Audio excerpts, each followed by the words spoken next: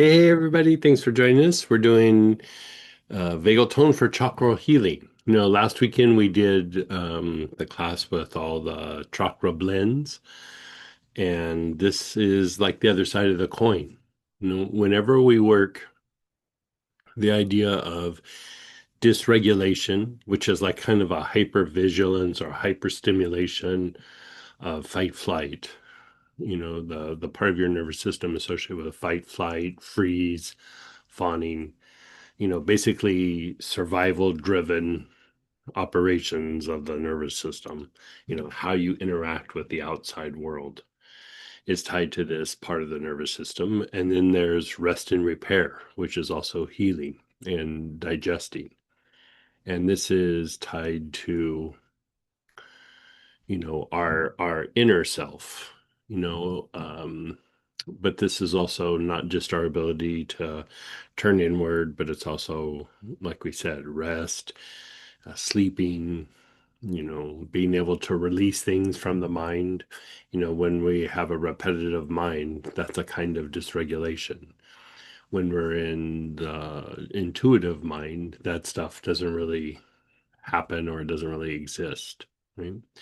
And so when we look at it from the point of view of the chakras, the chakras function better with a combination of the two, right? You have the sympathetic nervous system, the parasympathetic nervous system, but when there starts to be an imbalance or a dysregulation, then it causes our energy body to be off.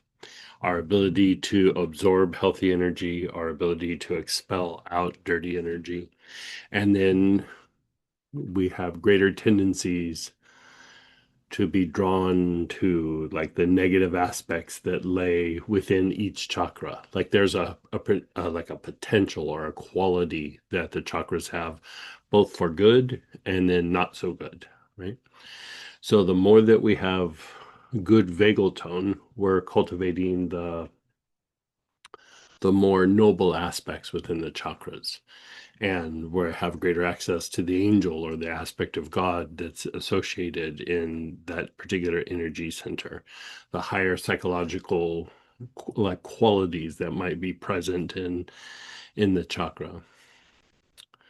When we're in a dysregulated state, we go to the negative places that are in that chakra, that potential that's in the chakra.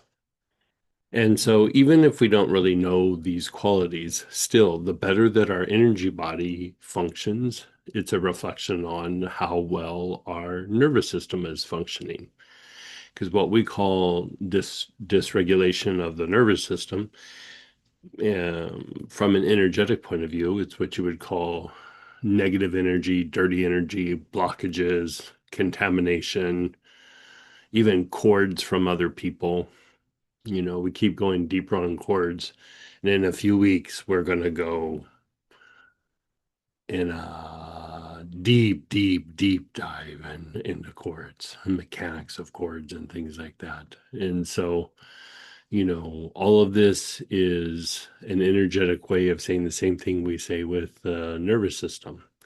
And when we have good vagal tone, right, our body's ability to repair itself is increased. Our ability to have a good sense of well being is increased. Our connection to the soul is increased. Our ability to receive guidance is increased. Anytime that we have good vagal tone, it increases the size of the chakra, right? Anytime that we're in dysregulation, the chakra shrinks, right? So it's not that that part of the nervous system, the action activity, sympathetic part of the nervous system is bad. It's just it has a great potential for dysregulation. When we go through and we do things, we refine that aspect. And again, we can be in action activity and not have the chakra shrink, but it takes a lot of work to get to that place, you know? So with that, we kind of put together this weekend to kind of go at it from the point of view of vagal tone and dysregulation, how to resolve that so that our energy body functions better. And really, we're talking about the same thing. We're just using different terminology, but still, sometimes the approaches are a little bit different. And so I thought this would be a fun weekend to go through and explore the things that we already know with vagal tone and dysregulation and apply it to, you know, stimulating the energy body in ways that we like and calming the energy body down in ways that, need to be calmed down, right? So the very first thing that we're looking at is the potential to shift out of dysregulation. Now, dysregulation, again, is an overstimulation or a hypervigilance within the fight flight mechanism, the action activity part of the nervous system. It's tied to survival. It's what produces like anxiety, it's what generates fear, it's tied to stress. You're really trying to survive with this part of the nervous system. And the issue is that sometimes we're not trying to survive the thing that's in front of us. Sometimes we're trying to survive all the things in the past that have happened to us, and we haven't shifted our nervous system to the point where we can let go of those things from a body point of view, right? Our mind might have moved past it, but the body is still there, right? It's still having those experiences, right? And so we want to be able to shift out of that dysregulation. And you could say that there's a kind of perception, right, that happens with that dysregulation. When you are in a dysregulated state in your nervous system, which to a certain extent we all are to a certain extent. You know what I mean? It's like some of us might be more than others, but we all have some sort of dysregulation. It distorts our perception. It distorts how we perceive things, right? We basically see it through like stress eyes or fear eyes or trauma eyes or you know um, I like to call those a kind of lens. You see it through the trauma lens, you see it through the fear lens, you see it through the stress lens. And so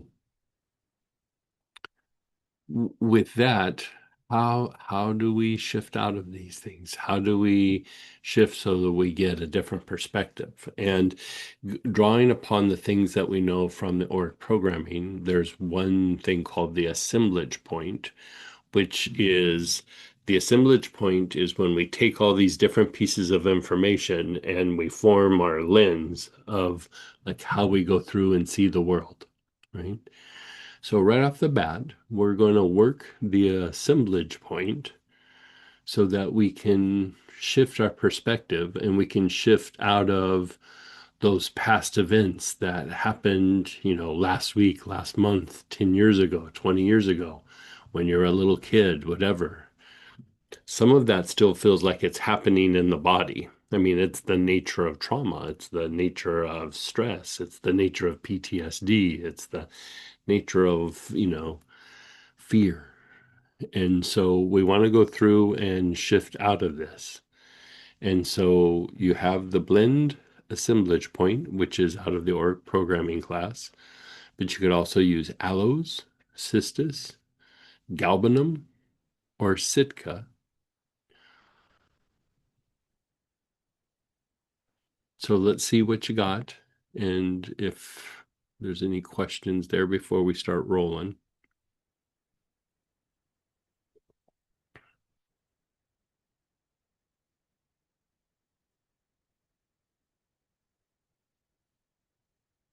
Is everybody doing okay? Yeah.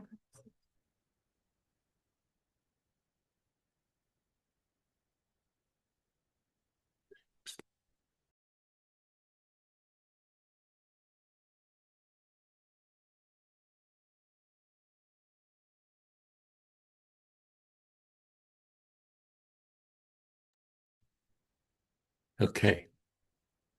So now, first off, let's just establish a baseline. Notice how you feel before you start inhaling. Notice how you feel. Your body, your emotions, your thoughts.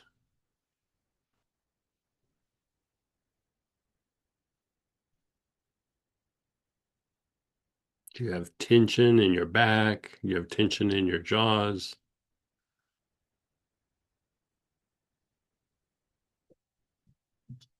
Are you aware that you have feet?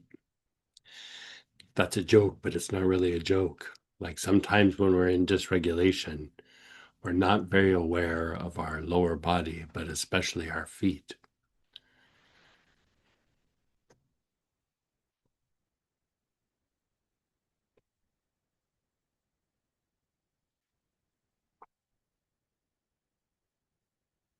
Okay.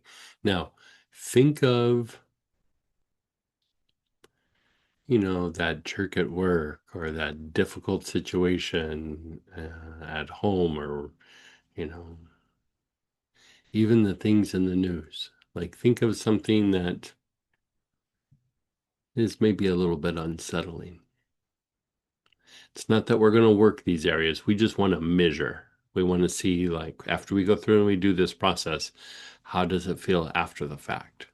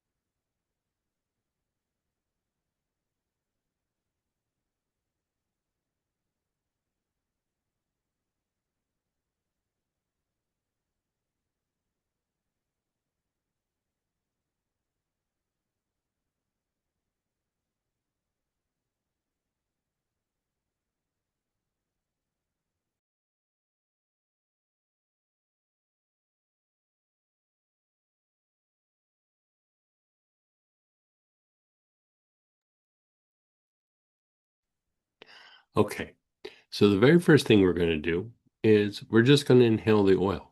We're not even going to do a pattern. We're just going to take some nice, long, slow, deep breaths. You know, it's very effective to sit down and follow a pattern and everything, but life happens, or you're in the middle of doing something and you just have like maybe a couple minutes, or, you know, you need a little something in the middle of a moment, you know? So just try doing some nice, long, slow, deep breaths with the oil that you're using. Just inhaling through the nose, exhaling through the mouth.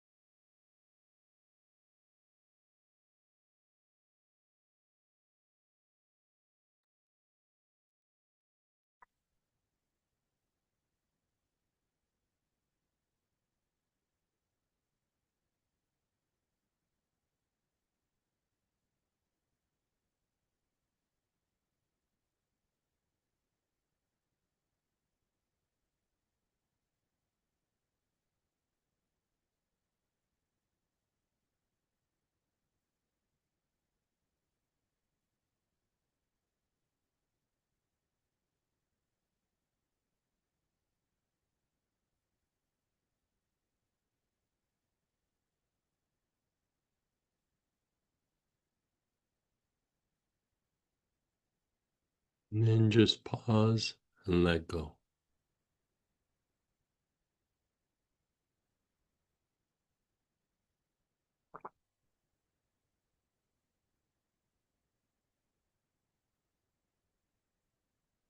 And then again, you're taking nice, long, slow, deep breaths.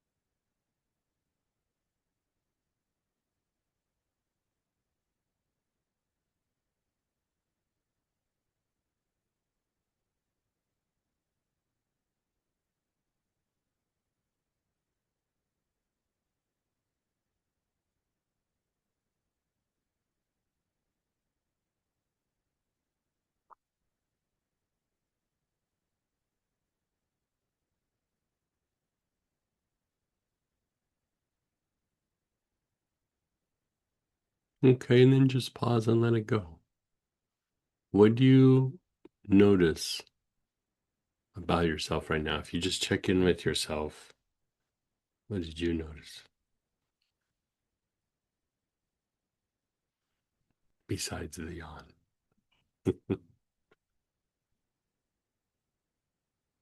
Like you can feel like a little something let go, right? Like a little like weird tension, or you're starting to let go of some dysregulation in the nervous system. Now let's go through and work the aura, right? So we're going to do the four quadrants of the aura with this blend. You're going to start with your left side of your face, neck, your left shoulder, ribs, your left hip, down the leg to the left outer ankle. Your awareness is on the left side. You're taking nice, long, slow, deep breaths.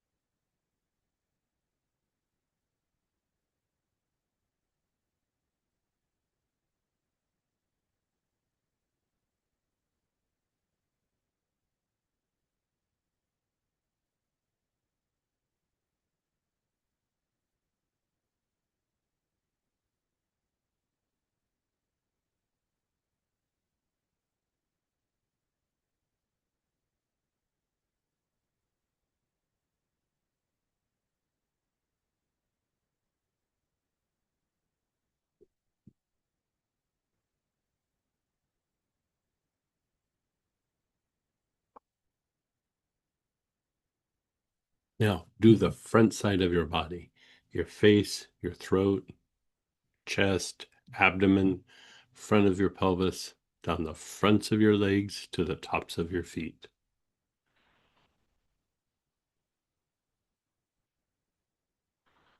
Nice, long, slow, deep breath.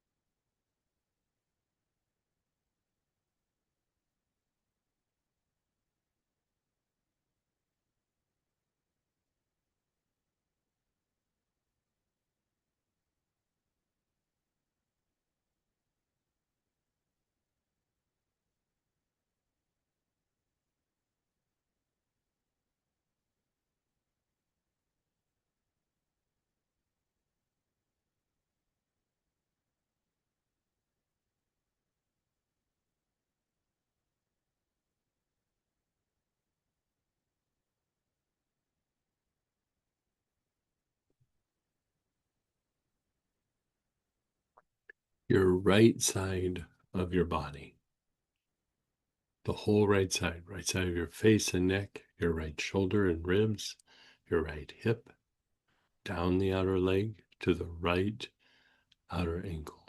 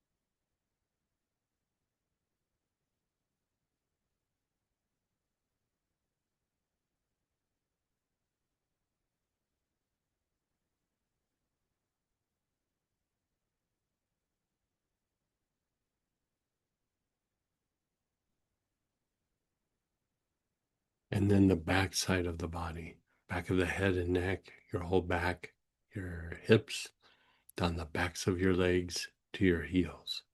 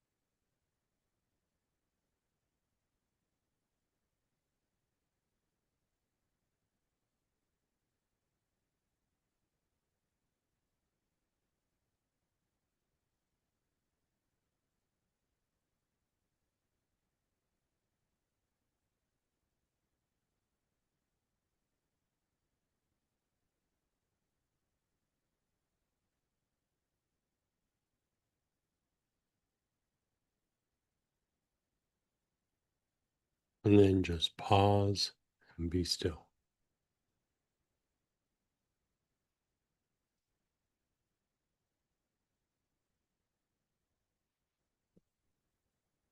And that make hope.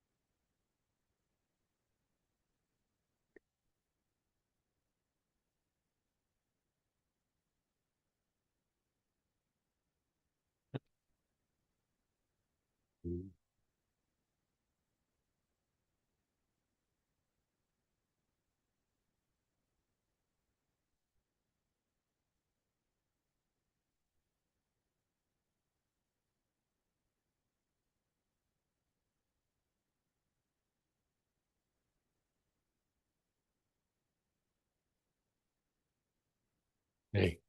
So we did the four quadrants. We kind of flushed things out of the aura, the dysregulation. Now we're going to do the arms and the legs. We're going to go step by step through the joints, right? This helps to reduce our reactiveness to the stimuli that causes the dysregulation. So you're still using the same oil. Your awareness is on your armpits. You're taking nice, long, slow, deep breaths.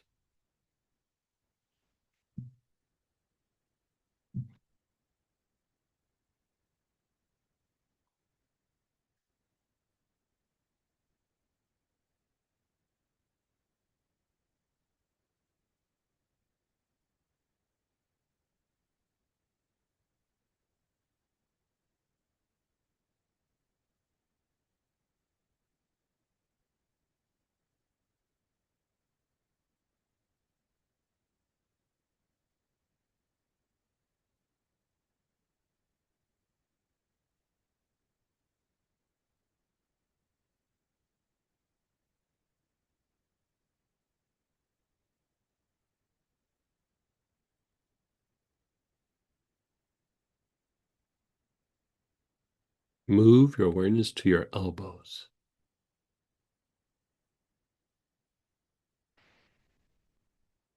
You can do the whole elbow or like the crease on the inside.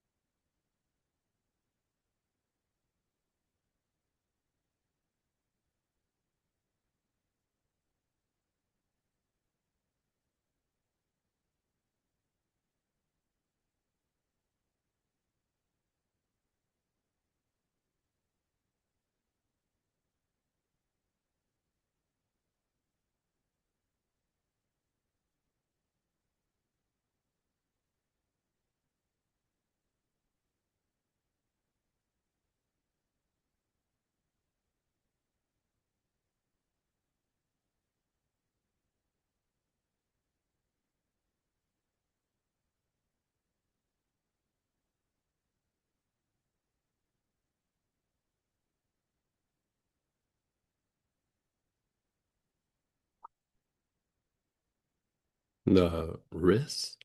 Your awareness is on your wrist.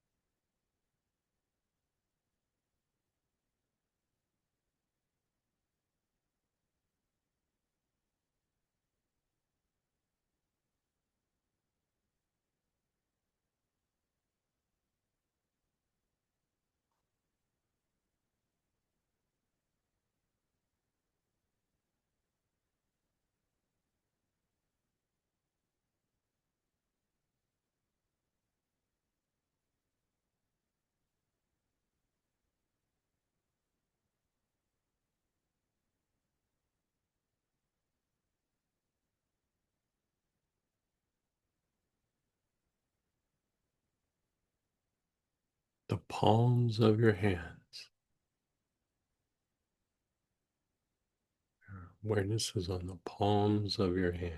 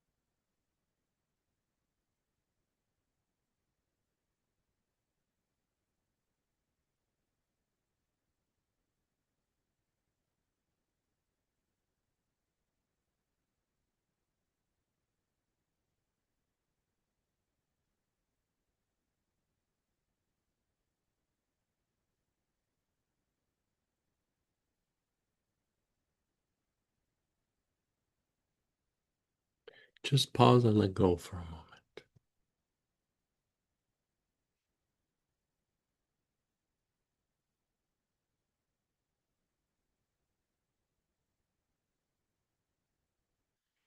Already, without even addressing the chakras. Your chakras are functioning better. They're increasing in size, being increasing the pumping motion that absorbs healthy energy and expels dirty energy off.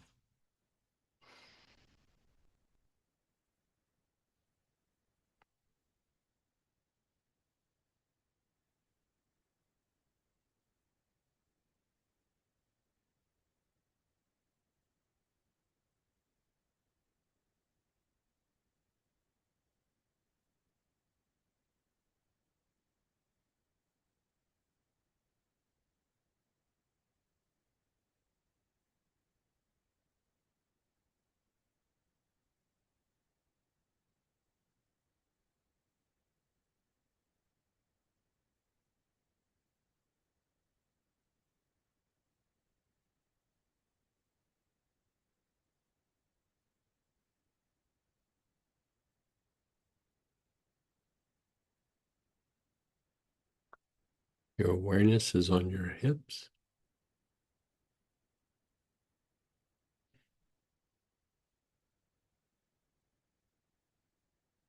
You're taking nice, long, slow, deep breaths. Your awareness on your hips. It's like the sides of your hips.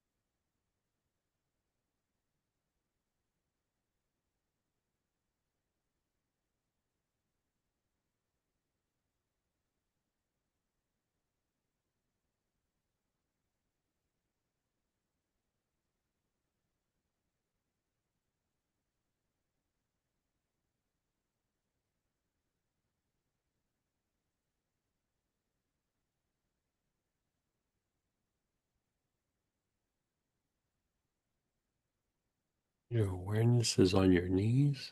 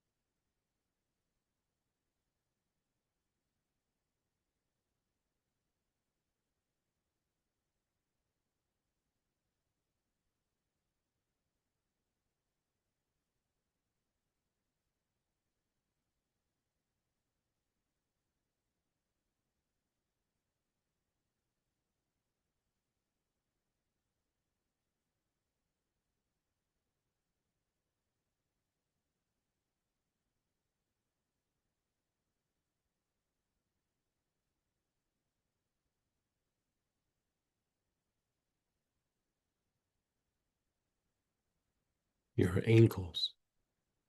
Your awareness is on your ankles.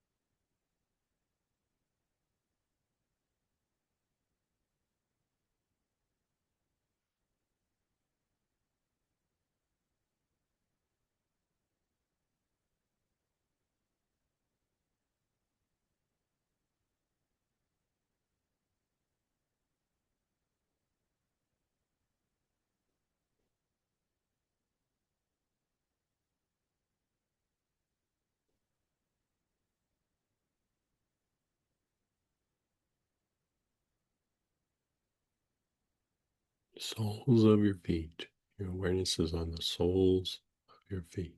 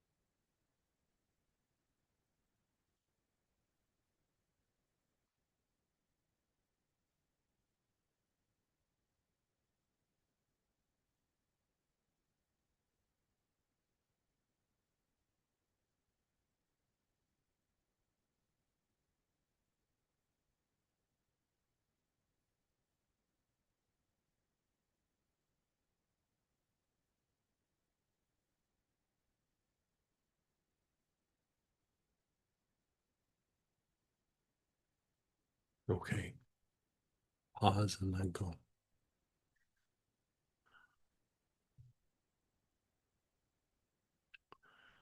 Now, if you've kind of done some of the previous classes with us, I'm repeating myself, but it's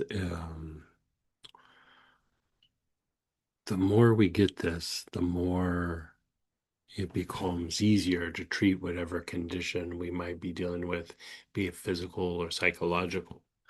Is that, how our body sees trauma, for example, versus our mind is very different. The mind and the emotions have a story, right? This happened, that happened, they said this, that happened, the car hit my car, whatever it might be. Your body sees it from a very different point of view. It doesn't have the intellectual capacity that the mind does. It just knows what it feels, right? So that person was threatening, so then the body goes, well, I don't feel safe. I don't feel secure. The car slammed into my car. Uh, you know, I don't feel safe. The body doesn't perceive like, okay, that was a one-off situation. We walked away. The body still thinks that it's happening, right? And so what happens is your mind has moved past that situation. Sometimes it takes a little while, but we move past it. Our body still thinks that situation is still happening, right? The car, we just got hit by a car, somebody knocked into our fender or something. It's going to happen again, or it's still happening. You know, that jerk at work had a tirade and said a bunch of weird things to people. And to the mind, there was like, that guy was weird. But your body is like, no, that's still happening. He's just on the other side of the door. It's about to happen again, or it's still happening, right? And so part of what is happening is your body is still in that situation. And so, because your body's still in that situation, it's reacting as if it's still in that situation, which then begins to impact our emotions and then begins to impact our mind, right? So, it gives us a kind of perception of what's now and the thing that has happened in the past, right?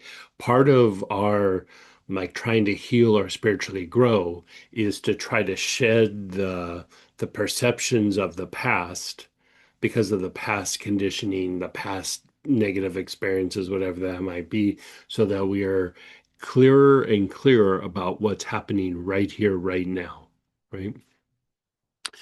You're kind of shedding your baggage. You're reducing the size of your suitcase. And so this idea of assemblage point is about shifting that perception, not so much from the mind, but from the body. Like giving the body the perception of like, hey, you know what? That situation might be over, you know, because if you think about the nervous system as being hypervigilant, it's dysregulated. It's because it thinks something's happening. It's perceiving something that's not there anymore, but it's still perceiving it.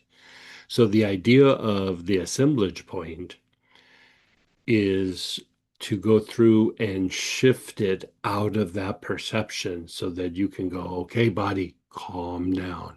That situation's over. That situation was 30 years ago. That situation was last week. That situation was just the weird guy at work and he got fired and he'll never be back. Your mind knows that. Your body is like, he's going to come in tomorrow. Like it's going to happen again, right? And so you're shifting your body's perception so that things can complete and then your body can go into a restoration phase. And in doing so, this has an activating effect on the chakras. It increases the size of the chakra, it increases the pumping motion of the chakra, it increases your ability to absorb healthy energy, and it's increasing your ability to displace the old used up energy or the dysregulation, the protective aspect, the defensive aspect, discharging that out, right? So if we look at areas in our body where things are compromised, we usually have a lack of soul energy in that area, right? A lack of life force, right? But really, if we look at it from a neurological point of view, that same area, like say we're talking about a bad shoulder, energetically, it's lacking life force, and there might be dysregulation, or excuse me, congestion, energetic congestion in the area that needs to be cleaned off, right? From the viewpoint of the nervous system is there's dysregulation there, causing the congestion, and the depletion in the area, the lack of life force, is poor vagal tone, right? So if we look at it from a neurological point of view, the more we can balance out the nervous system, the more that that area is going to heal, right? So just by going through and doing this aspect with the assemblage point, you're setting the groundwork for a greater potential to diminish the dysregulation and increase the vagal tone in the body in general, right? So you're going through and you're unwinding that perception so that the body can go, oh, that situation's not happening anymore. Let's shift. I don't have to be on guard. I don't have to protect myself. So let's shift and go into healing mode, right? If your body doesn't feel safe, if your body feels hurt, your body feels displaced, then your body's afraid, right? Then your body will not shift into rest and repair mode, because it's got its defenses up, it's got its protective mechanisms up.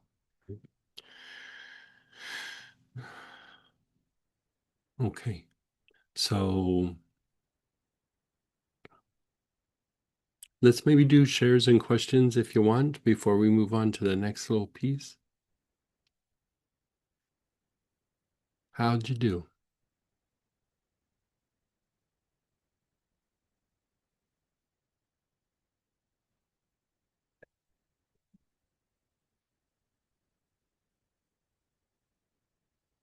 Yeah, go ahead, Lara. Hey, hey. Hey, Greg. Good morning. Um, this felt really good. Could you have like a person or a situation that's kind of big or nothing at all and just do it and let it hit what it needs Oh, to? sure. Yeah, yeah, yeah, sure. Yeah, you could just do in general. I mean, for the most part, like when I do this, because I love assemblage point. Um, the the thing with that is I'll just sit and do it. Like I don't like sit and reflect on this or that. Even the idea of how we started today, it was more to like measure a situation so that you can go back and validate and go, oh, I feel a little better. I feel a little better about that situation. I feel better about the thing in the past. But on the flip side of it, if you were in the middle of a situation or you're having difficulty with a person or you just have this pattern that is like, ugh, then you could also sit and reflect on it and do that. But for the most part, the idea here is if we're working the chakras, we're working the energy body and we're improving vagal tone and diminishing dysregulation. The idea being that as we go through our day, that it starts to kick things off on its own rather than us having to sit and go, okay, I have a thing I need to work through with this particular person. Like the more we keep increasing the vagal tone and diminishing the dysregulation, then it just starts happening without us even really having to think about it. Because part of why those things happen is because we're already a bit dysregulated, vagal tone might be a little bit poor, and then we go to Thanksgiving and whoever says something obnoxious and it just tips the scale a little bit more. But the more that we diminish dysregulation and the vagal tone, you're just like, ah, that's Uncle Bob. That's just the way he is. I'm not taking it personal. So, I mean, there's times that even if we're in good vagal tone, of course, we're going to take it personal because either it was very impactful or they meant to push a button or something. But the more the more that you diminish dysregulation and improve vagal tone, the more you'll kind of flow through life. Like even if something like hits you and it's like, oh, that hurt my feelings. If your chakras are functioning good, it will be like processed and then it's like, okay, resolved, kicked out. That dysregulation's kicked out, the vagal tone will improve and you don't really have to sit and do like a therapy session on it. Great. So Yeah, I do mean, you put that's it what on we're your shooting wrist? for. That's Yeah. awesome. Do you put it on your wrists or spray You can, yourself or sure. anything? You could put it on your wrist. Like a good spot is like on the ajna. But you can't put it on the wrist or on the heart.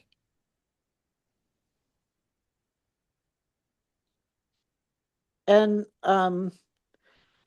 I think you answered this question, but like I've had some significant narcissists that were bosses or, positions of power.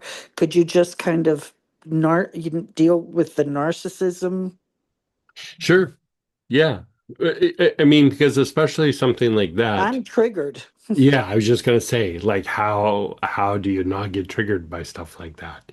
And so like for something like that, I would do like maybe a little bit of reflection from time to time. It doesn't have to be every day. I do the process that we're talking about, but from time to time I'd still sit and even still with the assemblage point, still work that situation, observe them and then go through and do the assemblage point. And it kind of helps to shift out of that dysregulation that is the triggering, you know. But it doesn't have to be done daily, because a lot of times it's not even so much like it like yes, there's a pattern in our lives with those kinds of people, but those people are out there just like pollen's out there. You know what I Yep. mean? You're going to get allergies depending on where you're at because it's just in the air. I would say the same for a narcissist. They're just in the air, They're just, it's not so much that we have this pattern where it's like, oh, I draw people in. I mean, we all probably have, a significant amount, but how they impact us, that's something we have control over. It's just like if you are in an area where everybody has a lot of allergies and you calm your body down, you might not have allergies. It's still in the air, but your body's not as reactive. It's the same with a narcissist. You know, it's in the air, but I can become less reactive to their narcissism. Thank you. Yeah, yeah. There Would seems to be a lot more of that in the air these days, too, by the way. I would agree with that. It's a kind of pollution, you could say. Yeah. would taking galbanum internally help with dysregulation? Yeah, somewhat.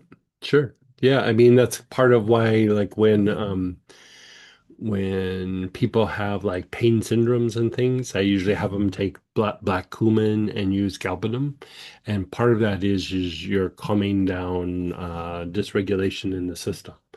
You know, it's doing other things too, but galbanum's very good for cutting down dysregulation. Yeah. You know, in the Jewish tradition, in like a deeper Jewish practice, um, they say that if you ingest galbanum on a daily basis, you have the you're diminishing the tendency to sin. And if you look at what sin is, it's just it's usually a survival based, act. Like it's dysregulation in the extreme, right? And so the idea is the more you keep diminishing dysregulation, the tendency is that you change behavior, you change a way of reacting, you change a way of doing something because you're not doing it from a dysregulated state, you know. If you think about dysregulation as like fight, flight, run, or freeze and fawn. And so, even if you look at the Ten Commandments, another way of saying the Ten Commandments are the 10 causes of dysregulation. Like if you have like something that you've done in one of these, then it causes an immense amount of dysregulation in the nervous system and it continues to manifest. Just like that situation from the past keeps happening because the body still thinks it's happening. The same happens for the commandment. It to the body, it feels like it's still happening. So the dysregulation is put in place and then continues.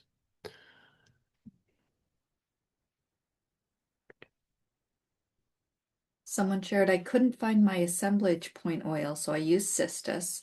I find that this is really making a difference in how I feel. The Mhm. vagal tone work is really helpful. Yeah. Since I've been taking these classes regularly recently, I had noticed that the achalasia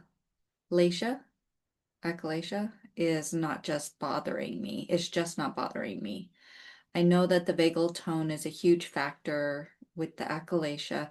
I might be saying it wrong, which is basically the esophagus and sphincter being constricted. Oh, gotcha. Okay.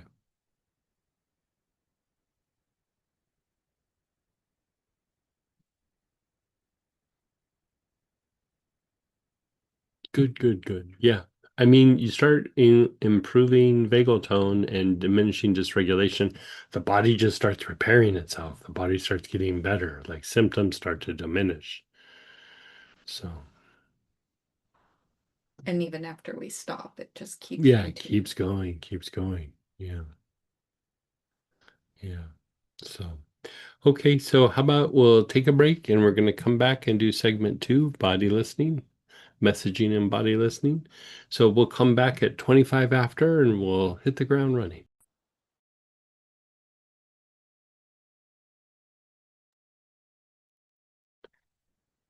Okay, everybody.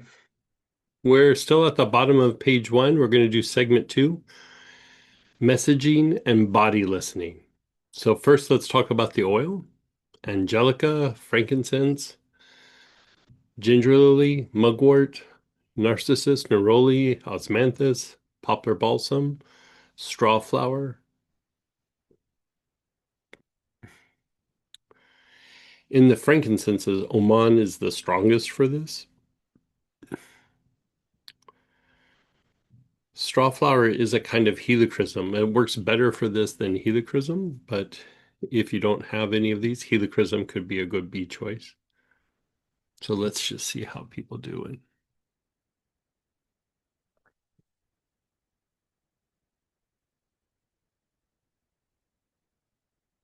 And thank you, Letty. Yeah, if you got the optional kit for purchase, straw flower is your or the frankincense Oman. That's right. Both Mhm, of them were mhm. in that optional kit.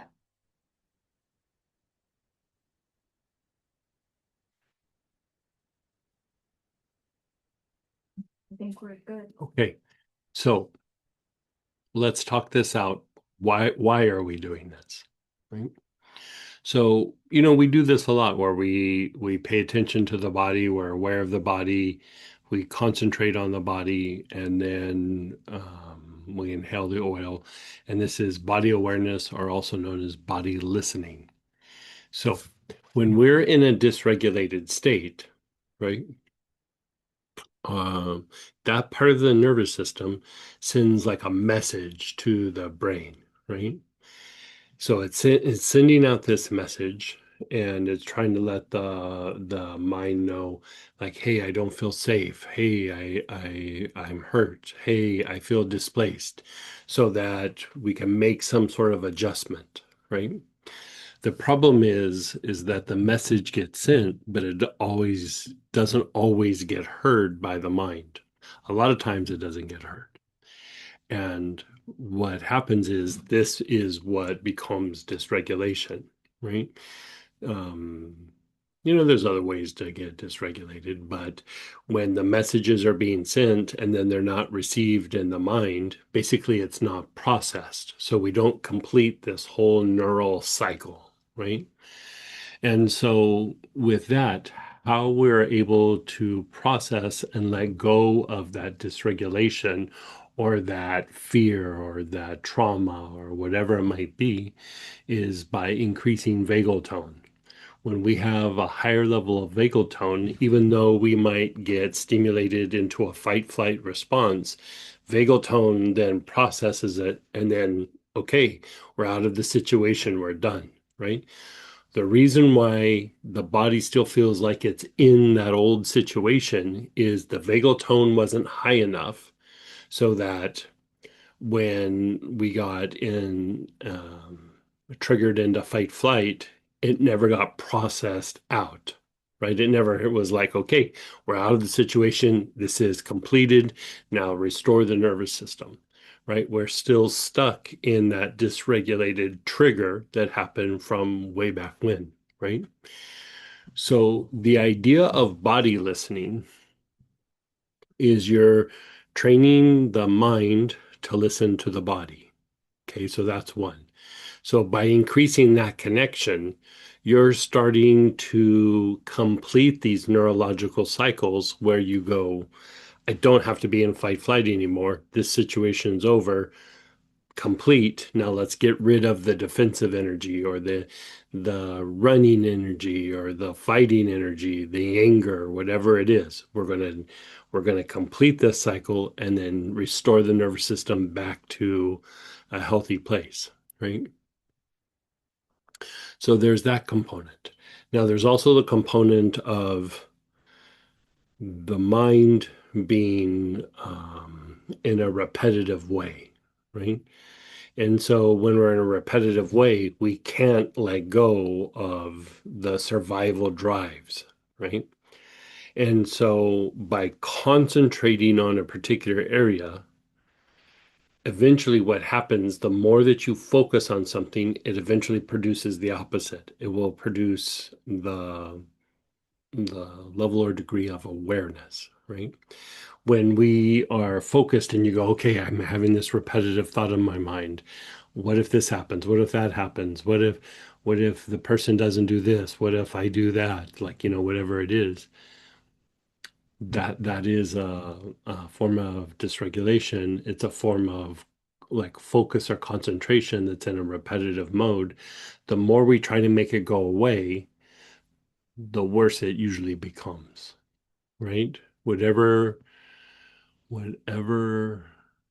uh, we try to like suppress, push away, um, whatever we repress, however you want to say it, it usually persists, right?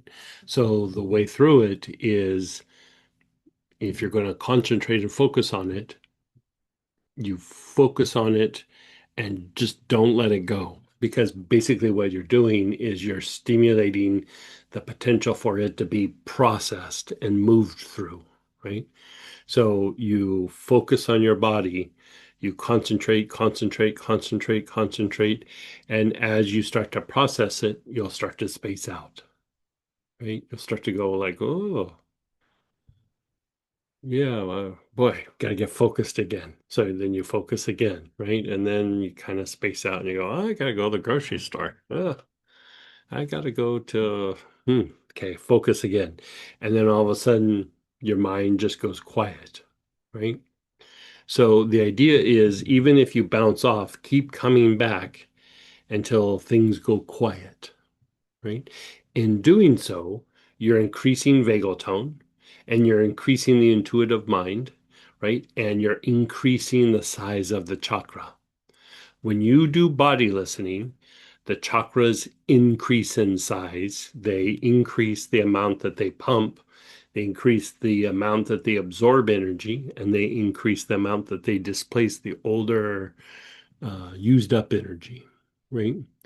So if you do body listening on an area that's compromised, actually the life force in that area increases, right? It increases because what's what's not allowing life force in that area is dysregulation. So if we do body listening on that area, you're diminishing dysregulation, you're increasing vagal tone, more life force can flow into that area, and the body starts to heal. So this is a form of self-healing. So you have your oil. Before we start using the oil, I'm going to have you just practice body listening by itself. So you're going to be aware of your body. So first assess your body. Like, do I feel tension in my jaws? Do I feel it in my back? Do I feel it in my legs? Do I feel it in my feet? Wherever you feel something, there's no right or wrong answer. And it's like, oh, I don't know which one to choose. Just pick one. And the goal is just to be practicing body awareness. If you have a compromised area, you can do that. So you're not inhaling the oil yet. You're just observing your body and you're picking your spot.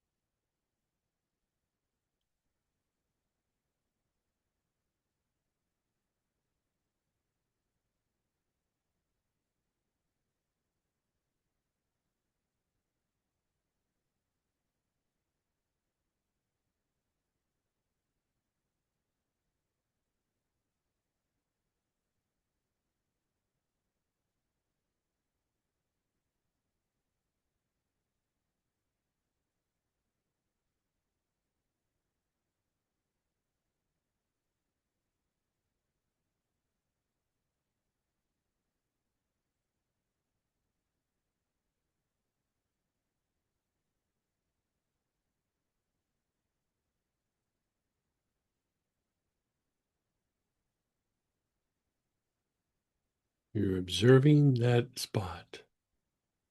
You're not trying to relax it. You're not trying to open it up. You're not trying to resolve it. You're just concentrating on that spot.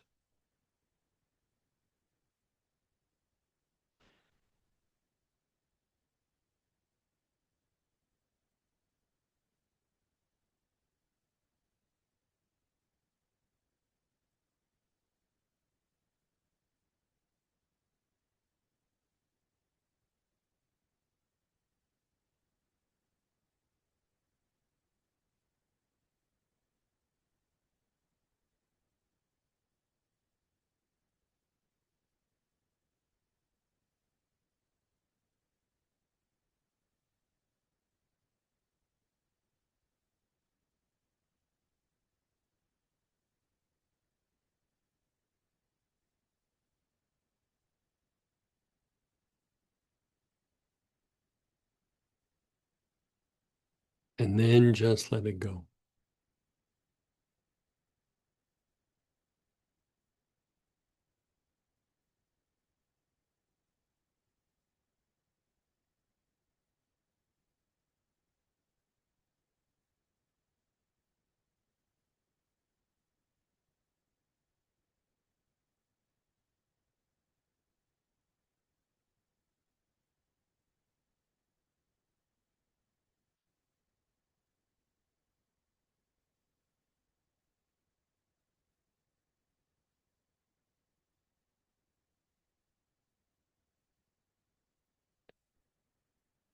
Hey, notice your mind and your body. What happened?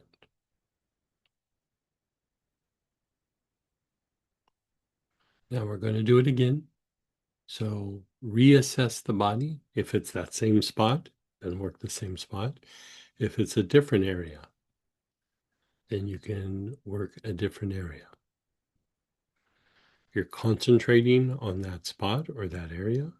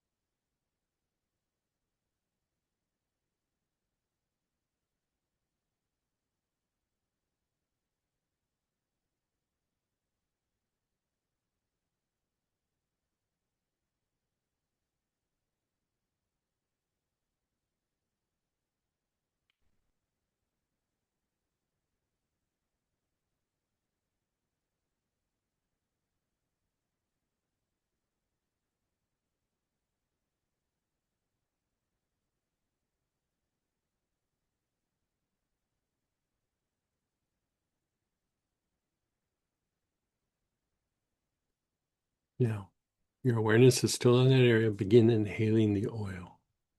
Take nice, long, slow, deep breaths with the oil.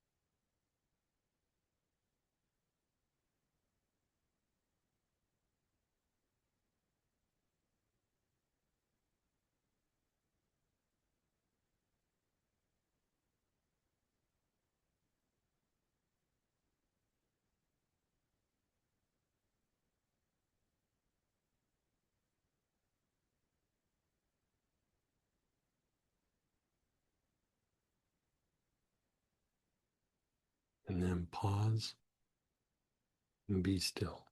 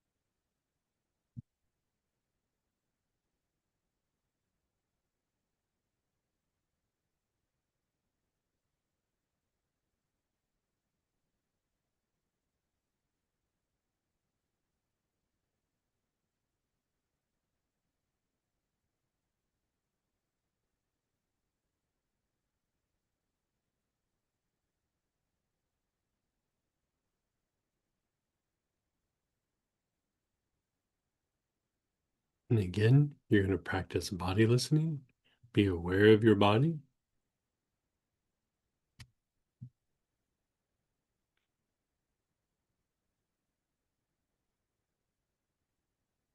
Where do you feel something in your body?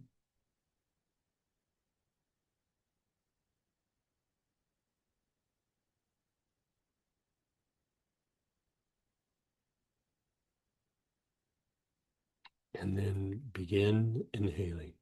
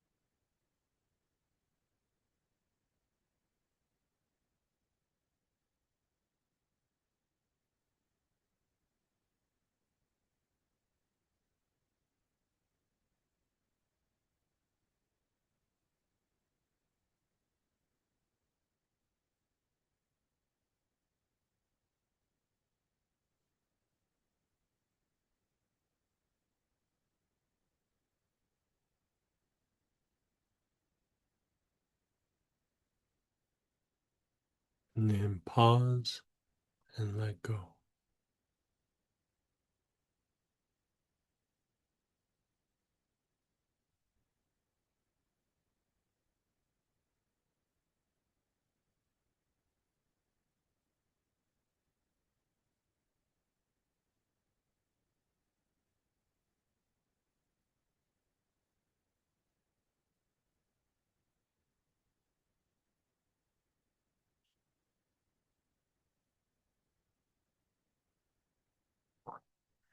Just let that incubate for a moment. How does that feel?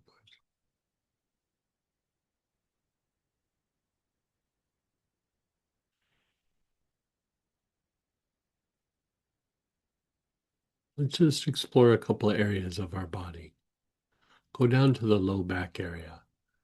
Just feel some tension in your low back, wherever it's at.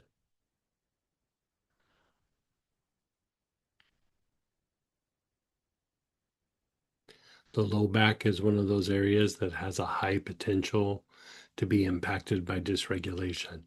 So let's just explore it.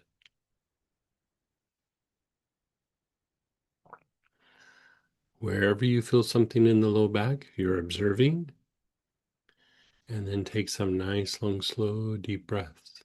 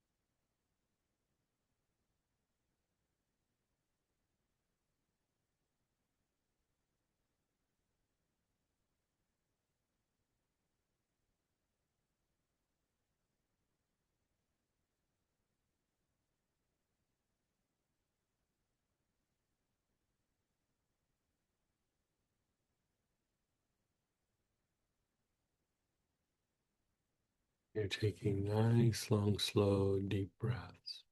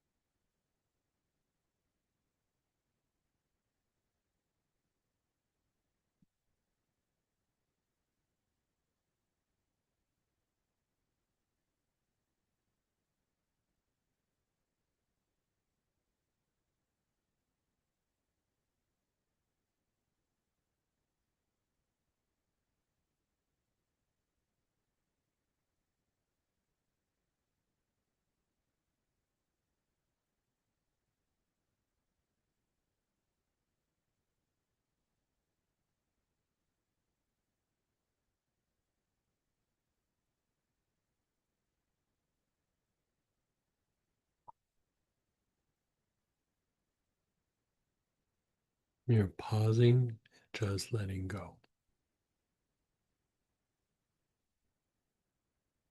Just letting go.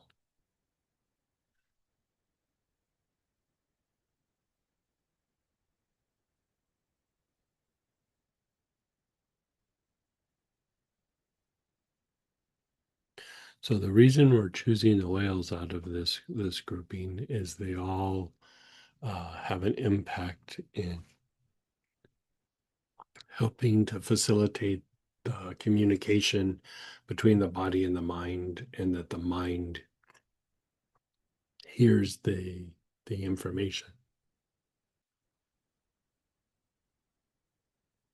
The more the mind hears the information, the more that information is processed, and the nervous system then does what it does. It finishes or completes the neurological cycle.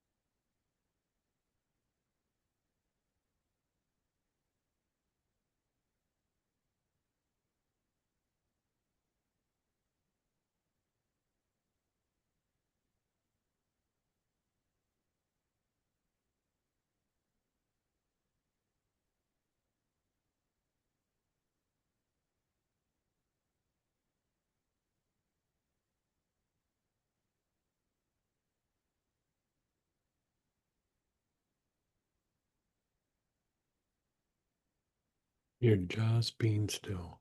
You're letting go.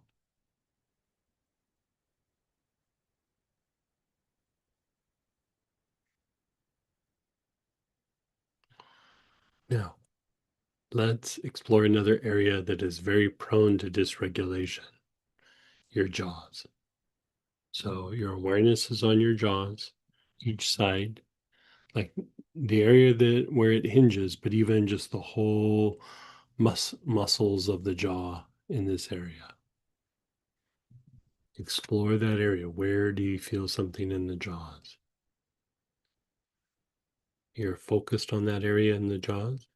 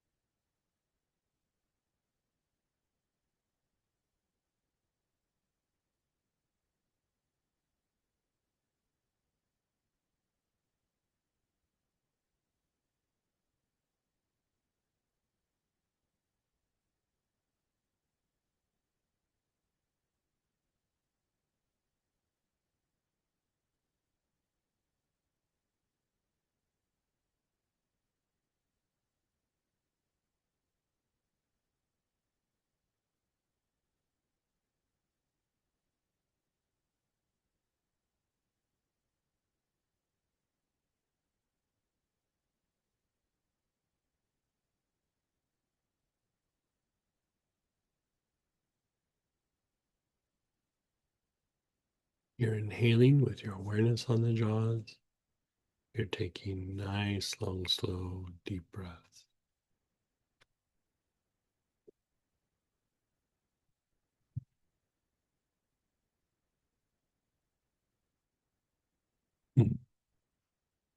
when they're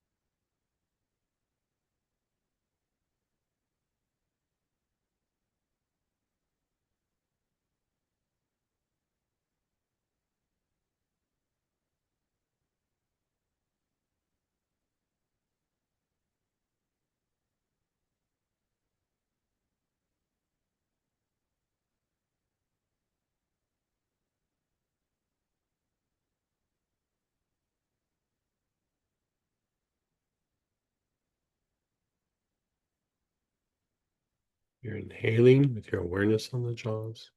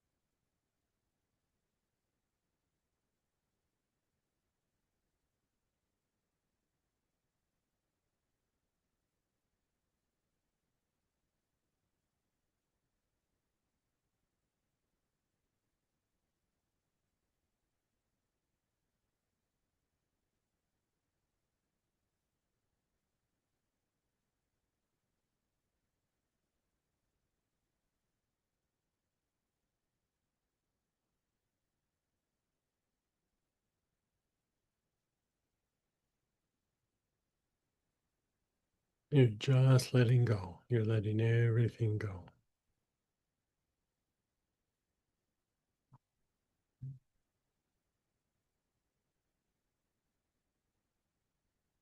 Your body feeling.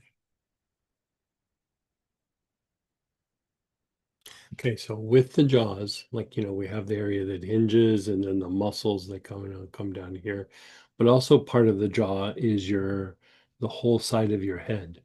These muscles engage when you chew or open and close your mouth. So let's explore the sides of our head. Where do you feel something on the sides of the head? If you don't feel anything, then just do the whole side of your head.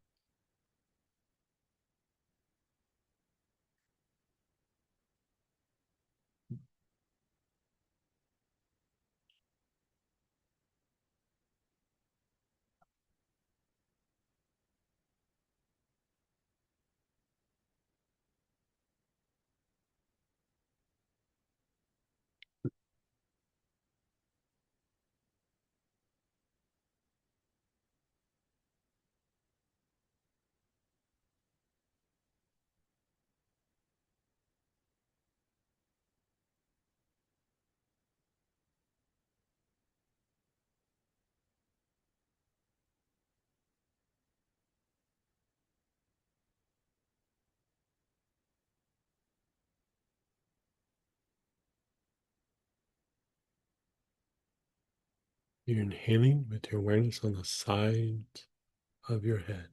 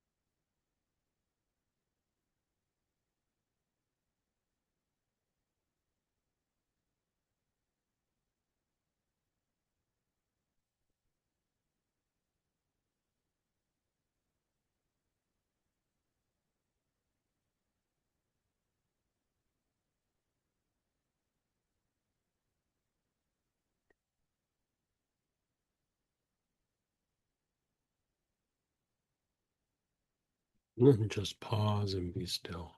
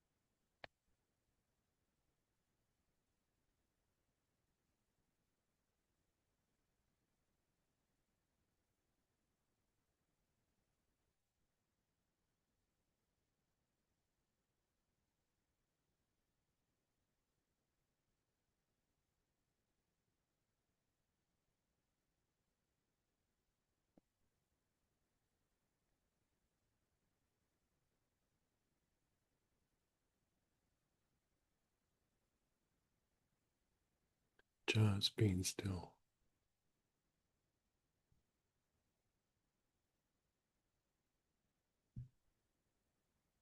Okay, let's do one more where we go to one of our compromised areas.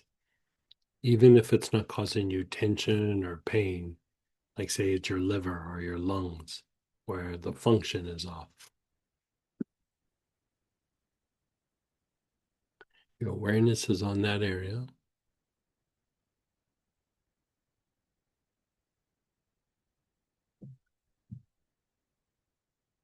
And you're inhaling.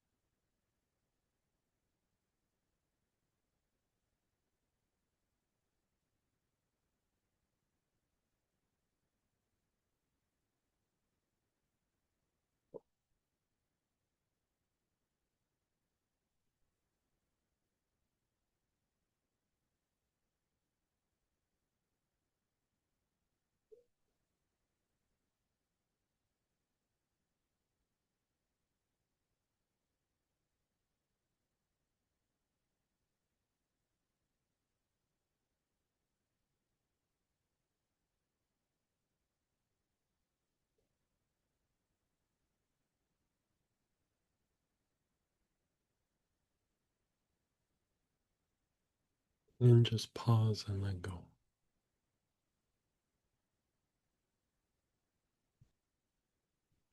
So, just by doing body listening, you're already improving the function of the energy body, both the aura and the chakras, the meridians, right?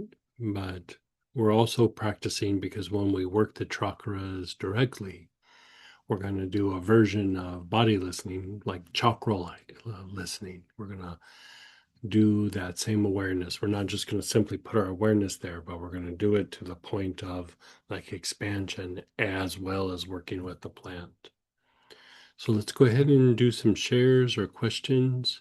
You can unmute yourself or type in. Go ahead and fire away. That looked like it knocked you out pretty good. Samantha had a very good nap. If drooling means I got knocked out, yes. There Yes. was a little drooling. No judgment. Go ahead, Peggy. Hey, good morning. Just a simple question. We have fight, flight, freeze, and what? Fawn. Spell that, please. Fawn. Wow. Okay. I kept trying to hear it and I didn't quite get it. What is fawn? It's when Do. you like adjust your behavior to like fit in, like say you're talking to somebody about politics and you have one point of view and then they have a very strong point of view and you go, "Oh yeah, totally. I think the same thing as you." Like that's a kind of fawning. Wow. Okay, no wonder I didn't understand it. That has just never entered my thought process. Sorry, Greg, if I missed it 17 classes before. That's okay. But oh, so is that a good thing right now? What's a good thing? Phoning. No, that's tied to like fight, flight is like you're being triggered. So fawning is the behavioral version of it. Okay. This is great. That's a whole I thought I knew everything, but no. I'm so depressed. I'll be okay. Thank you.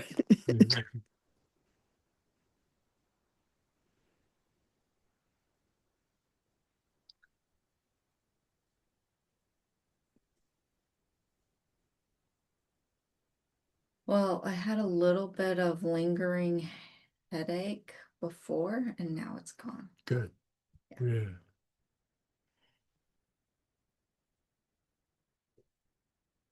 And that last part, when we were choosing, maybe not a place we feel, I chose my liver. And literally, like, it just activate. Like, I could feel like my digestive stuff just starting. Starting to Yeah. get, yeah, Yeah. yeah. I mean, it's the thing is like the increased vagal tone, it's processing something. So you're breaking the body out of a loop. You're breaking the body out of a pattern. So even when we have like a liver issue or we have back pain or whatever, there's a kind of loop there that we're not able to break out of.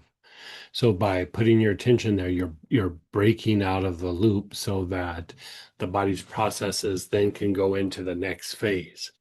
If it's stuck in a loop, you're just repeating the same thing over and over again. Eventually that becomes degenerative, you know.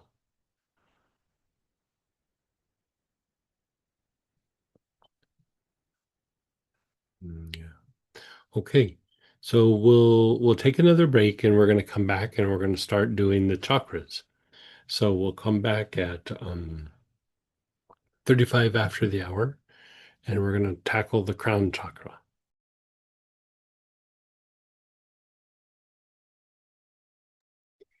Hey, everybody. So we're coming back.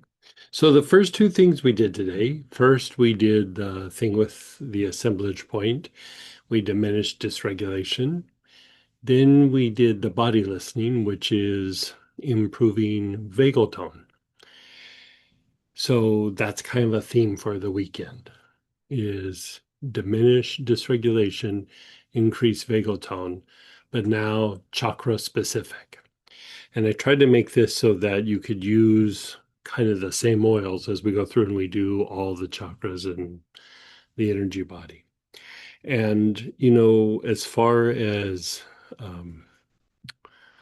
like improving the vagal tone or with the vagal tone, I tried to do things that were also a little bit like grounding, right? And then the things for diminishing dysregulation, I also did things that diminished dysregulation, but also with a component of activating the heart, and which means that like the deeper levels of activating the heart um, means that the body emotion is also being processed. So there's other things that would diminish dysregulation, but here we're kind of swinging for the fences. If we're only going to use a couple things, let's try to do as much as we can with a couple of oils, right? So for the first part, you're going to choose between Ambrit, benzoin jasmine, Melissa, neroli, rose, or lang lang. And in the kit for purchase, we did rows, right? So let's go ahead and figure out what you're going to use. If you don't have something there, like a good bee choice would be some form of camphor, mugwort. Camphor and mugwort aren't going to be as stimulating to the heart, but they will diminish the dysregulation. Palo Santo would also work, but try to use something that has that component of activating the heart.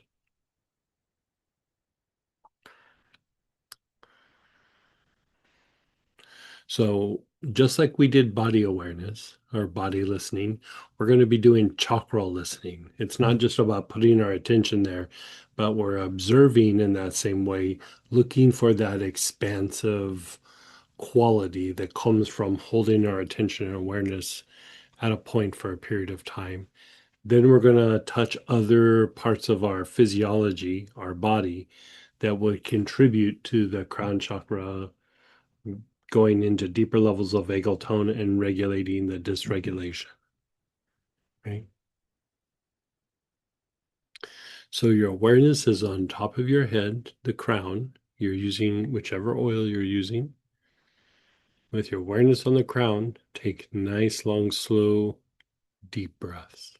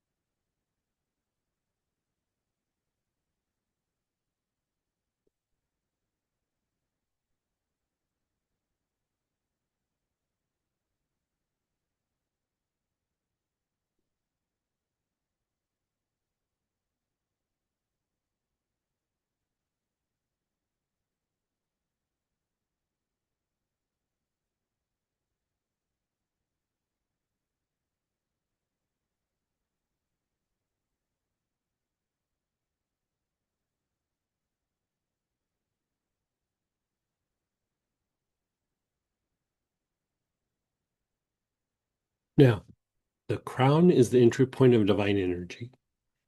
It steps energy up, right? Moving energy up towards the soul, and it steps energy down where it takes soul energy and makes it digestible to the body. It also is very impactful to the brain and to the whole nervous system, right? The whole central nervous system. So we're going to touch on those areas because they also influence the function of the crown, right? So first, your awareness is on your brain. You're taking nice, long, slow, deep breaths with your awareness on your brain.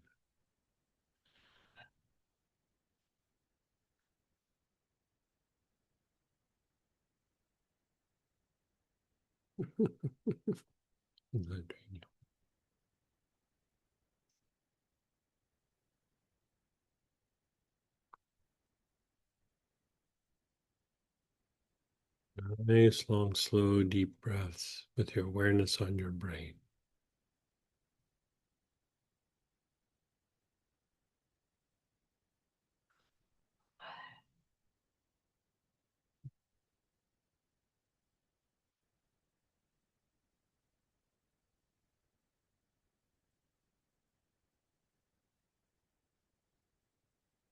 Now, move your awareness to your spine.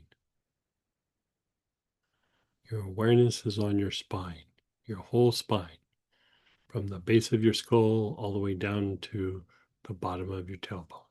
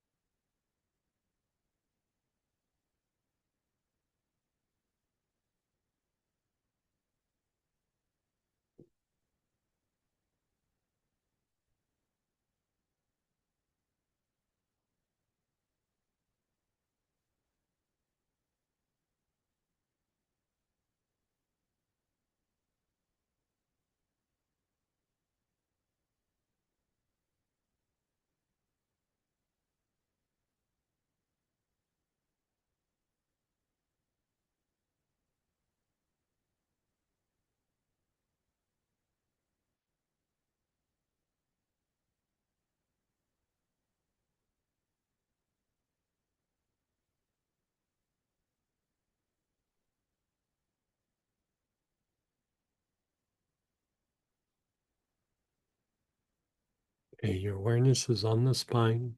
Move your awareness to your arms from the top of the shoulder all the way down to the fingertips. Your awareness is on your arms.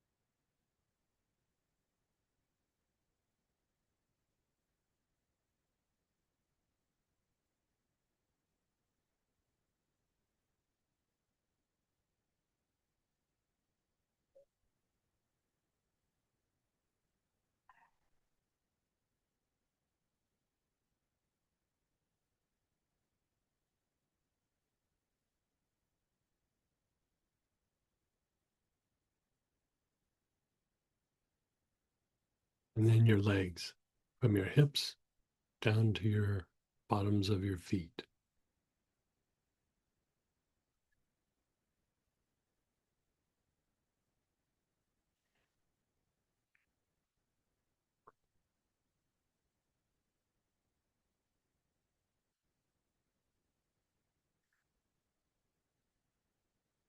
Oh, it's feeling.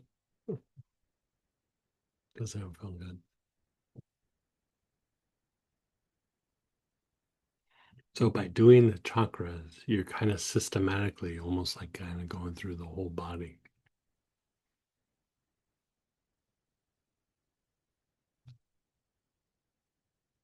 Okay, and just let it go.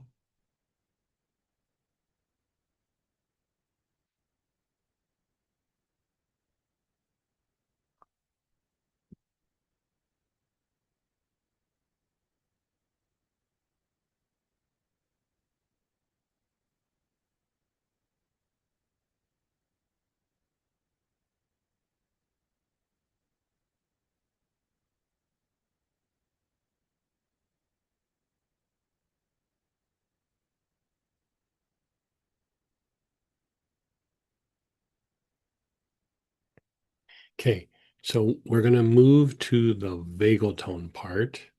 Again, benzoin, cypriol, for balsam absolute, or if you just have for balsam, that will work.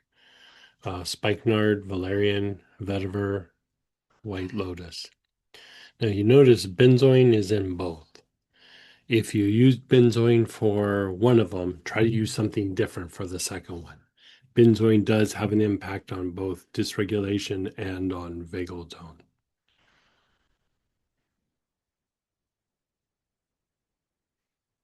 The kit for purchase was cypriol. You know, if you, and you could also use vagal tone. I don't think I listed it, but, you know, we were just trying to keep it to simple oils, but vagal tone would also work. But cypriol is a big part of vagal tone. So again, your awareness is on top of your head. You're taking nice, long, slow, deep breaths.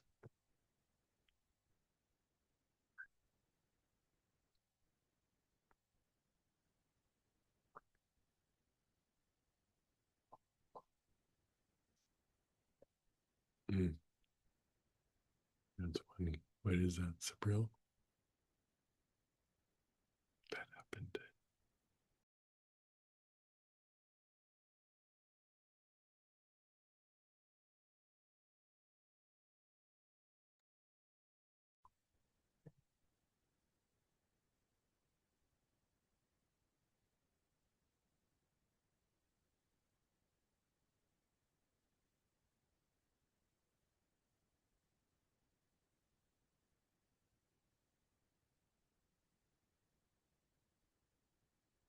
Your awareness is on your crown. You're doing nice, long, slow, deep breaths.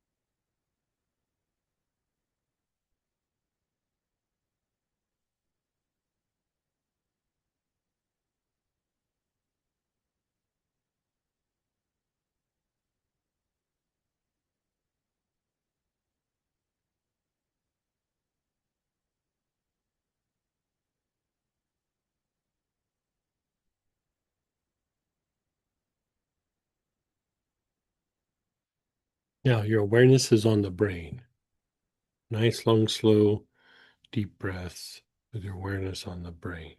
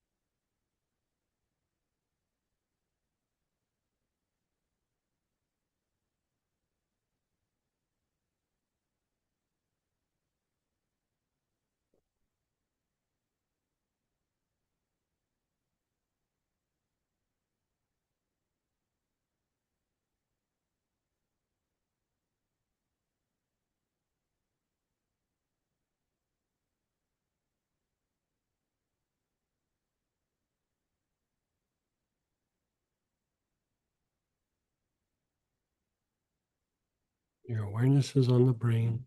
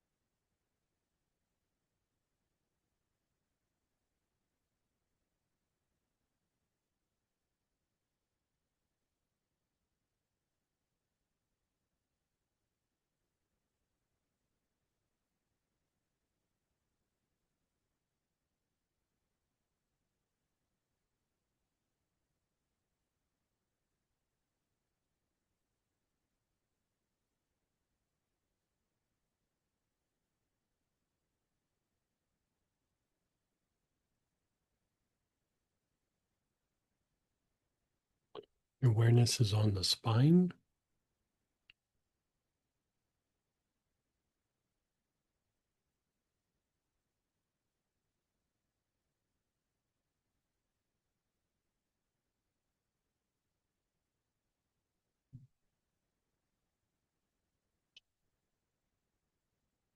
Your nose is strong.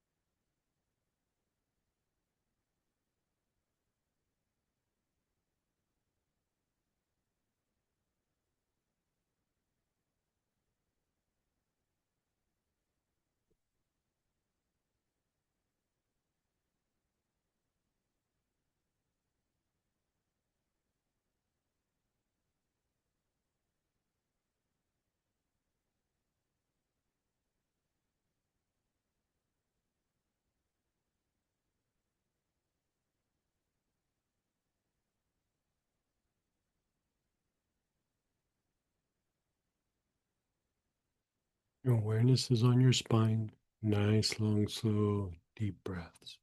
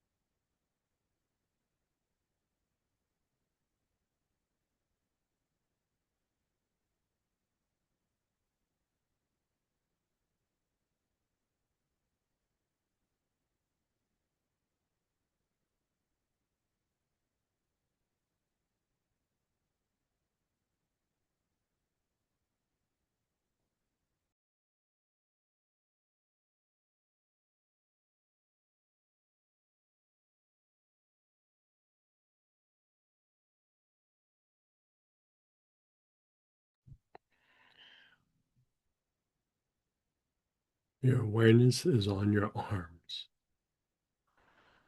Nice, long, slow, deep breaths with your awareness on your arms.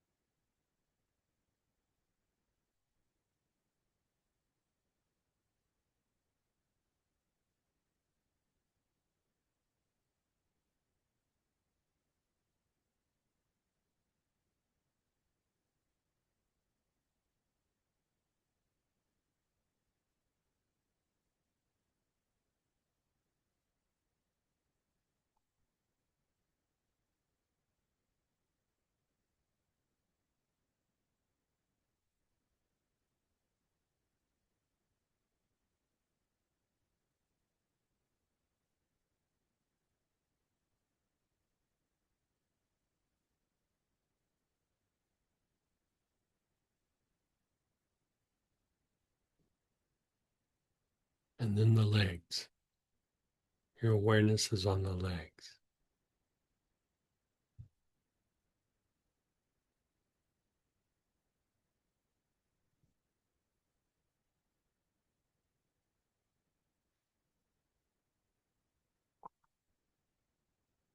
How's this feeling to you? Just this one piece.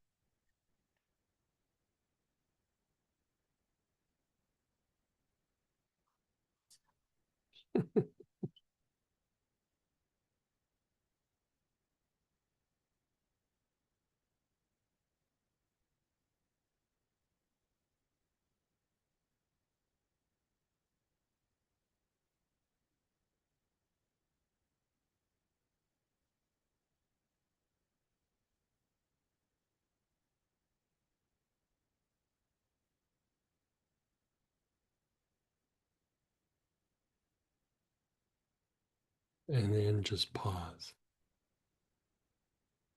So the idea is for us to increase or improve the function of that chakra. And it's not just about putting your attention on it. It has to be your attention on it where there's like some sort of expansion. And then we want to take it into the body.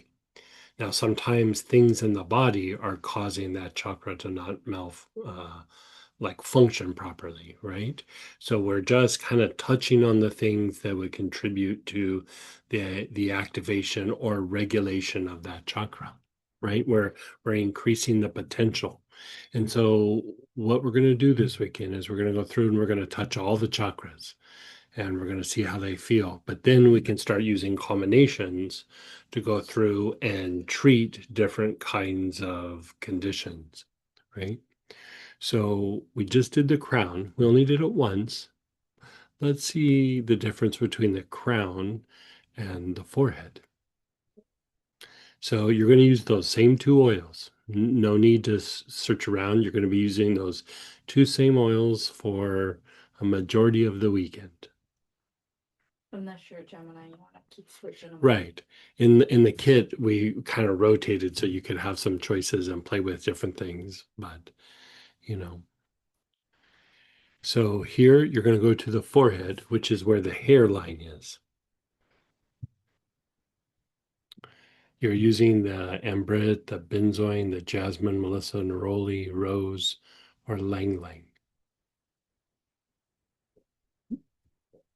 Your awareness is on the forehead.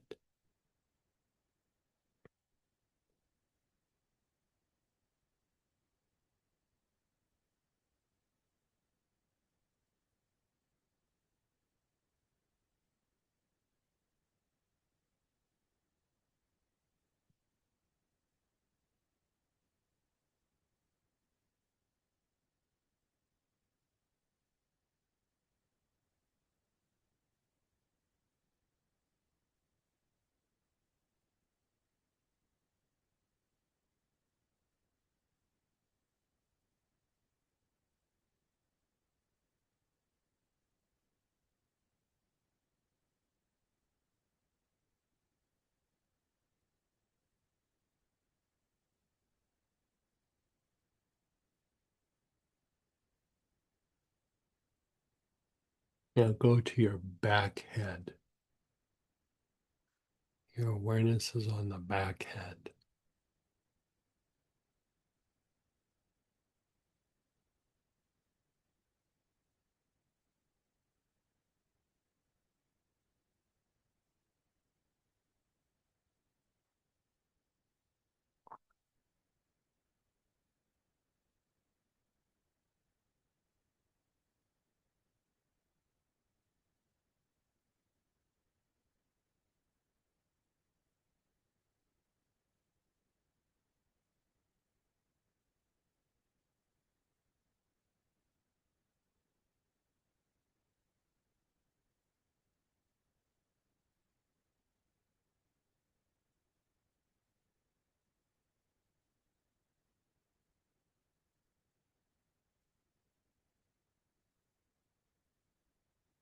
Now go to the sides of your head, this whole side of your head. You're doing nice, long, slow, deep breaths.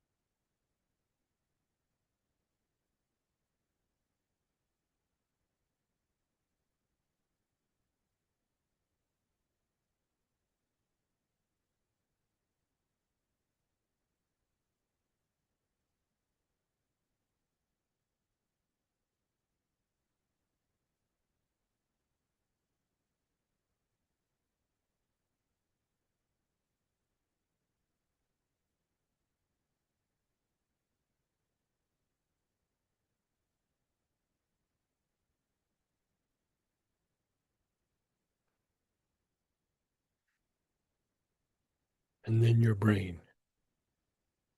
Your awareness is on your brain.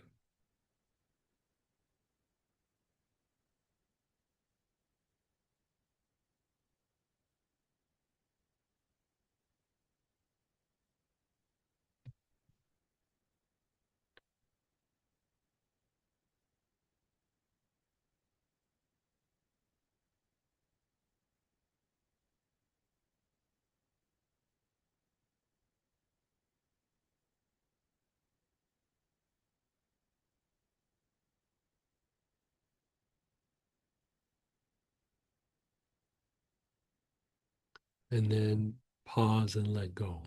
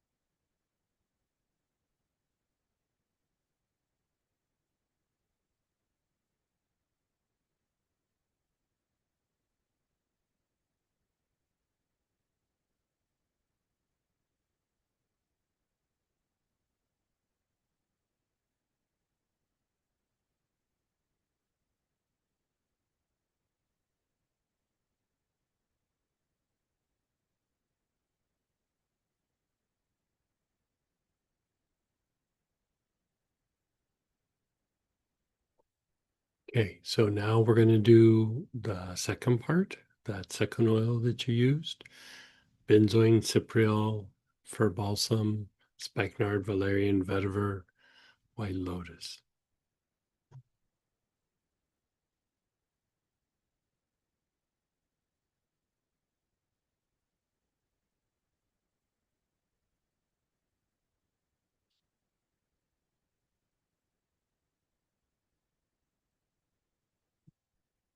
You're inhaling. Again, your awareness is on the forehead.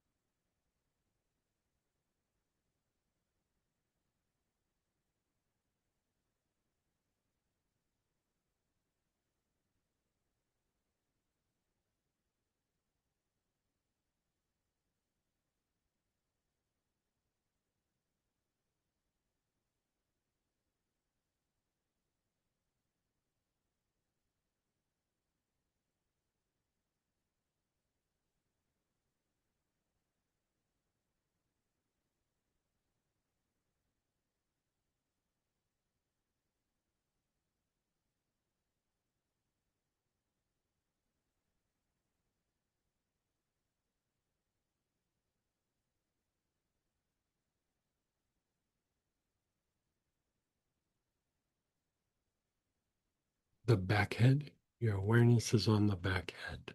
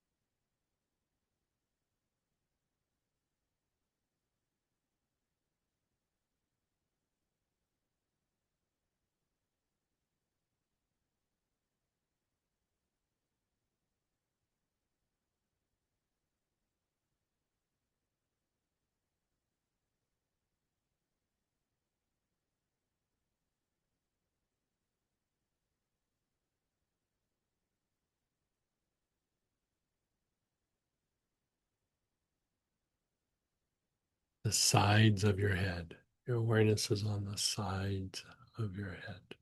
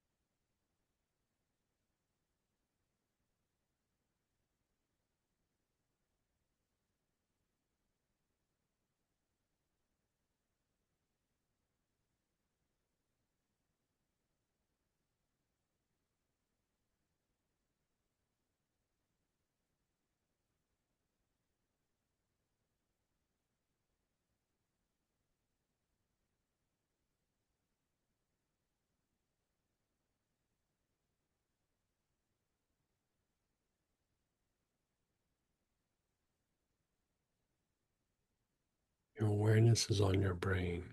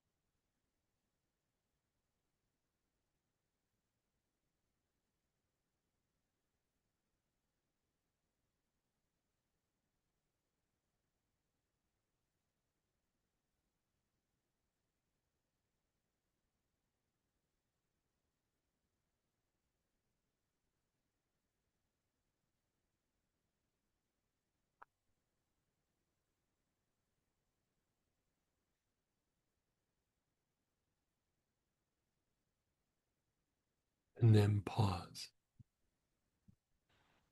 Pause and be still.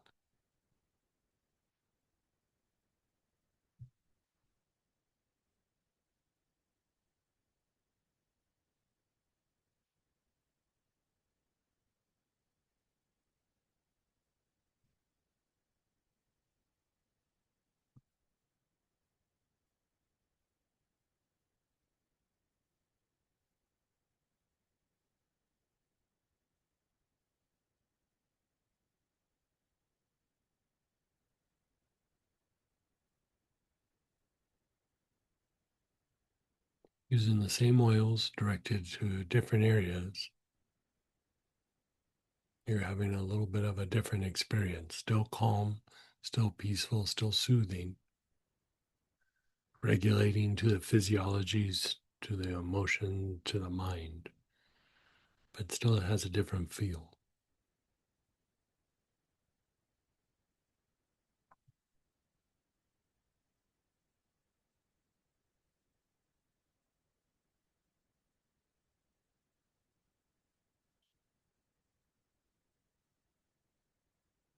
Let's go ahead and open it up to shares or questions.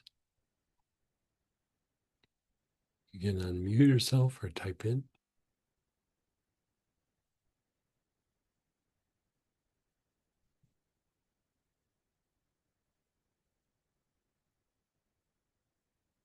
How was that for you?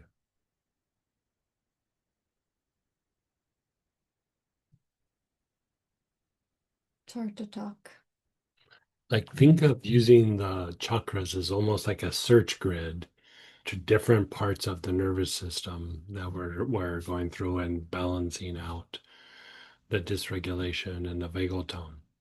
We did a version of that as we went through it, like, vagal tone through the body systems, through the cardiovascular system, through the immune system, through the digestive system. And this is like kind of breaking it down and even being like smaller areas, or maybe not smaller areas, but areas that maybe overlap through different body systems. And so it's just another way, another angle to come at the dysregulation in the vagal tone to improve body function, emotions, thoughts, and even your spiritual development. That second one, second through with the forehead, with this, I use Cypriol. When we did the sides of the head, my jaws got a lot looser. Did they? Mm-hmm. Yeah. My brain feels like it's like reconfiguring. Yeah, like it's doing a reboot. Yeah. New program's been downloaded, and yeah. Everyone's real quiet this morning after that, Greg. Someone's asking, can Greg speak about, let me find it there. Can Greg speak a bit about cypriol oil? Yeah, so Cypriol, it's kind of like a little bit similar to like spikenard and valerian and vetiver in the same vein of those things, but out of all of them, I would say Cypriol has a bigger impact on vagal tone than spikenard and vetiver and valerian. And so they each do their things. It's not like one is just universally the thing to use, but for Cypriol, like the main reason to do it is it's calming, it's soothing, it's grounding, but it's very activating or strengthening the vagal tone. Yeah. Someone shared, I'm cooked and the brain is a mush. Is mush. I like the mush better. um, I joined the class for the second protocol and was very soothing. I've been having strong migraines and body pain. Is this the best protocol? And would putting on vagal tone work for Vagal both? tone, yeah, vagal tone should help. If you look at the idea of what a migraine is and body pain, both pain and a headache or a migraine are a kind of dysregulation. And so calming down the dysregulation and then improving vagal tone, the body listening should be helpful, but throughout the day, you should keep feeling a little bit better and better. Even if you just go back and forth and inhaling the two, it should keep calming and soothing the body. You know.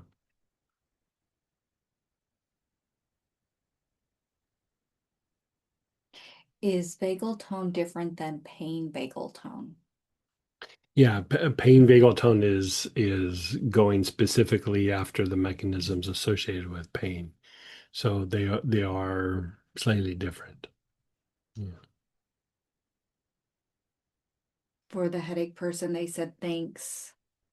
And then very similar, how is vagal tone different than sinus vagal tone? Yeah, so sinus vagal tone is just directly going after the sinuses. So the vagal tone blend is a general way of treating things, but then when we start going like sinus vagal tone or cardiovascular vagal tone or whatever it is, it's targeting the nerves and the neurological function within that piece of anatomy or that body system. So yeah.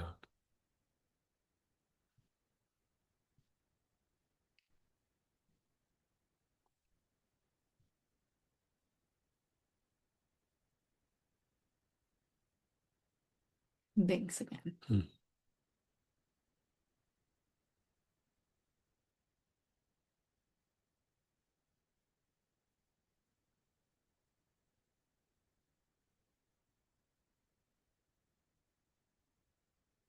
I have 2 bottles of Vagal Tone Body Tonic. They look very different.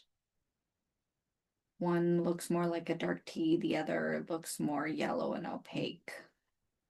Could be a different tincture that I put in there. Yeah.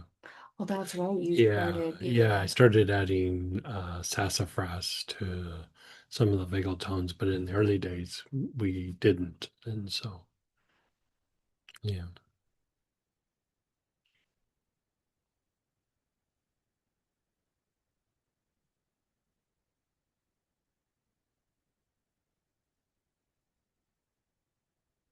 Is one better than the other? No, they both work good. Yeah. Yes, rub those on. Mm. Okay. So how about we'll take a break. We're gonna go through and do a majority, if not all, the chakras today. And then tomorrow we're gonna play with experiments of treating different conditions. And so take a nice break, get some food in you or take a nap, and then we're gonna come back and start off with segment 5. So we'll come back in an hour and a half at 2 o'clock.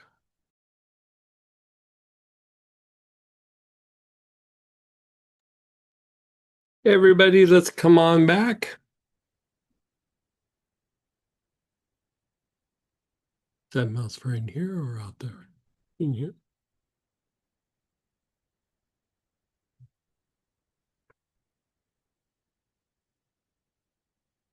Okay. All right, so we're going to do the ajna.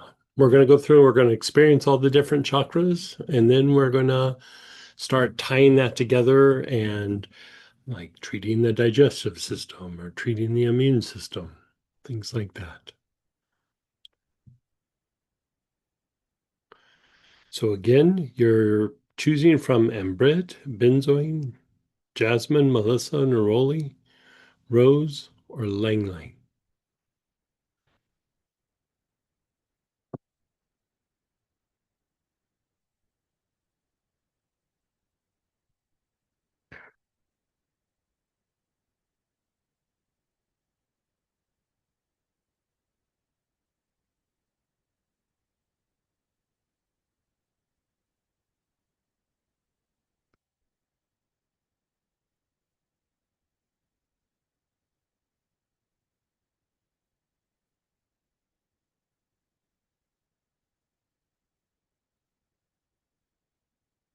Okay, so area between the eyebrows.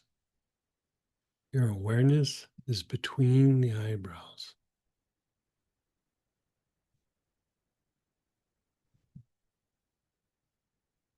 Mhm. Your awareness is on your ajna, the area between your eyebrows. Nice, long, slow, deep breaths.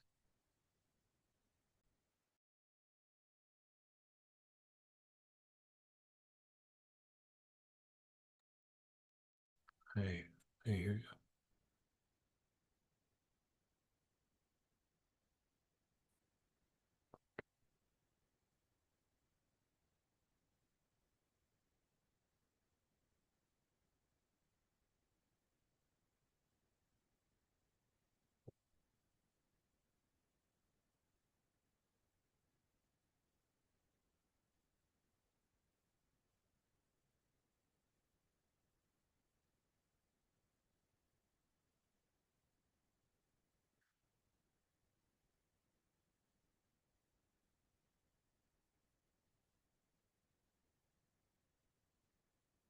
Nice, long, slow, deep breaths.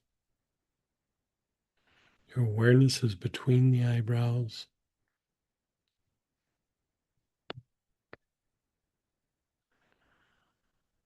Move your awareness to your eyes, your eyeballs.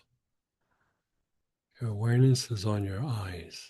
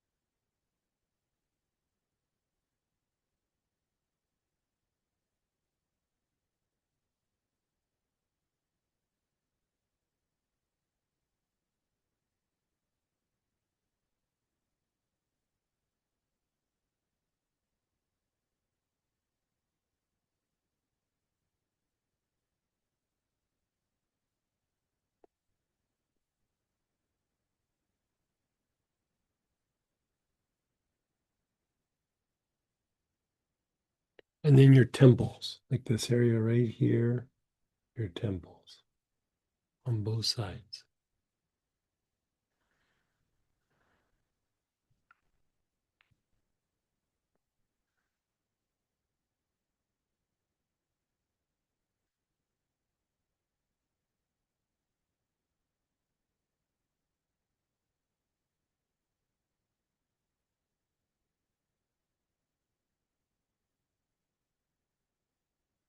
Nice, long, slow, deep breaths.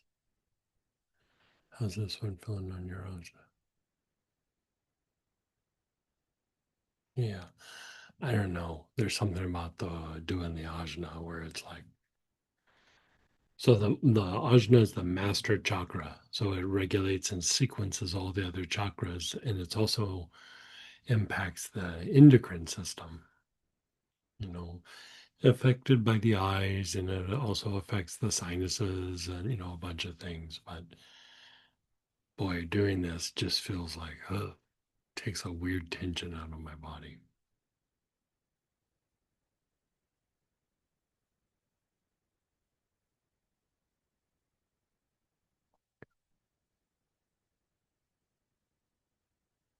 And then just pause. We're going to do that one again. So let's just let it incubate for a moment.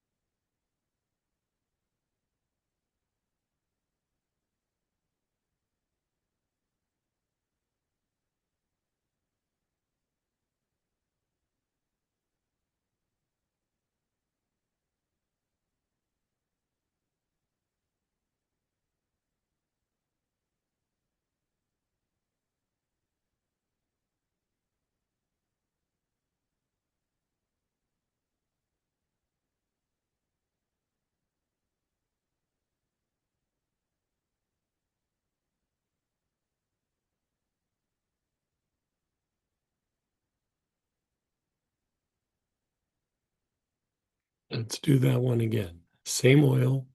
Your awareness is between the eyebrows.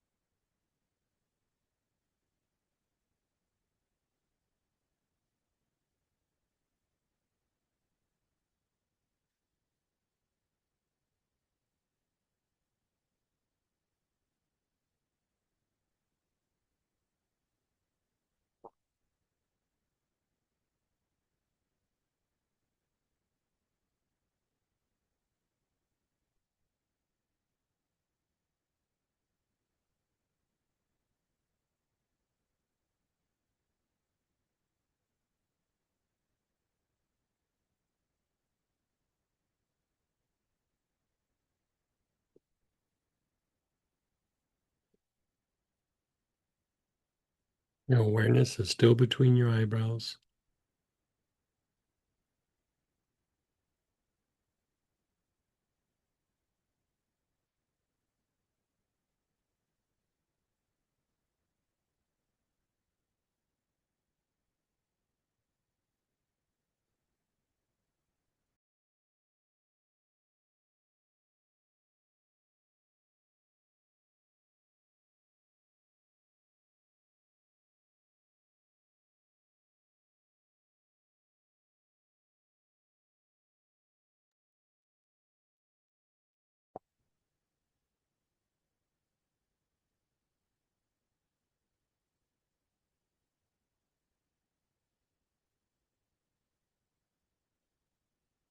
Your awareness is still between the eyebrows.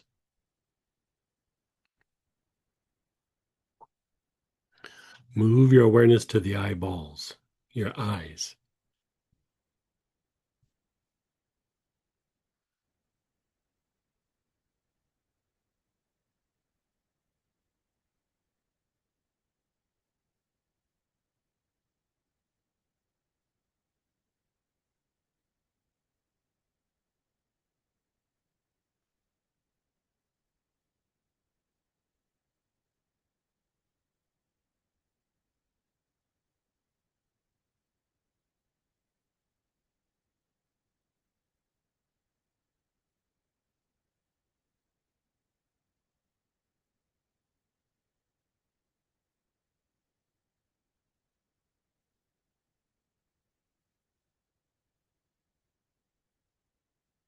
And then the temples. Your awareness is on the temple area.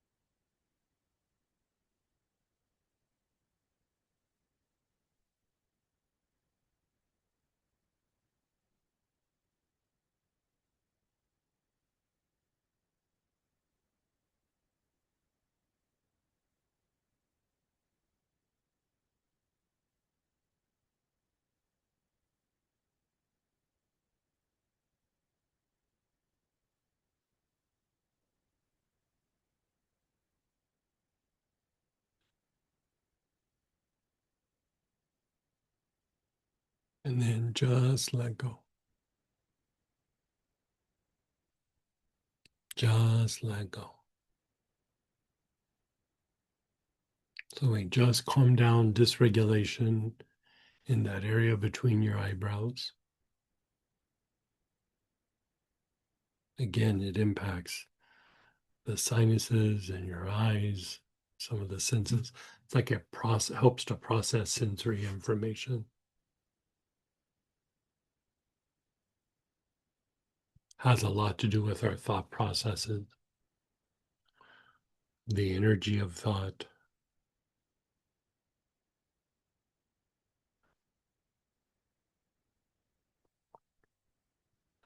So now we're going to cultivate the vagal tone for this particular chakra. So again, the same oil that you've been using in the morning session for the second process: benzoin, cypriol, fir balsam, spikenard, valerian, vetiver, or white lotus. You could also use vagal tone if you wanted, just general vagal tone.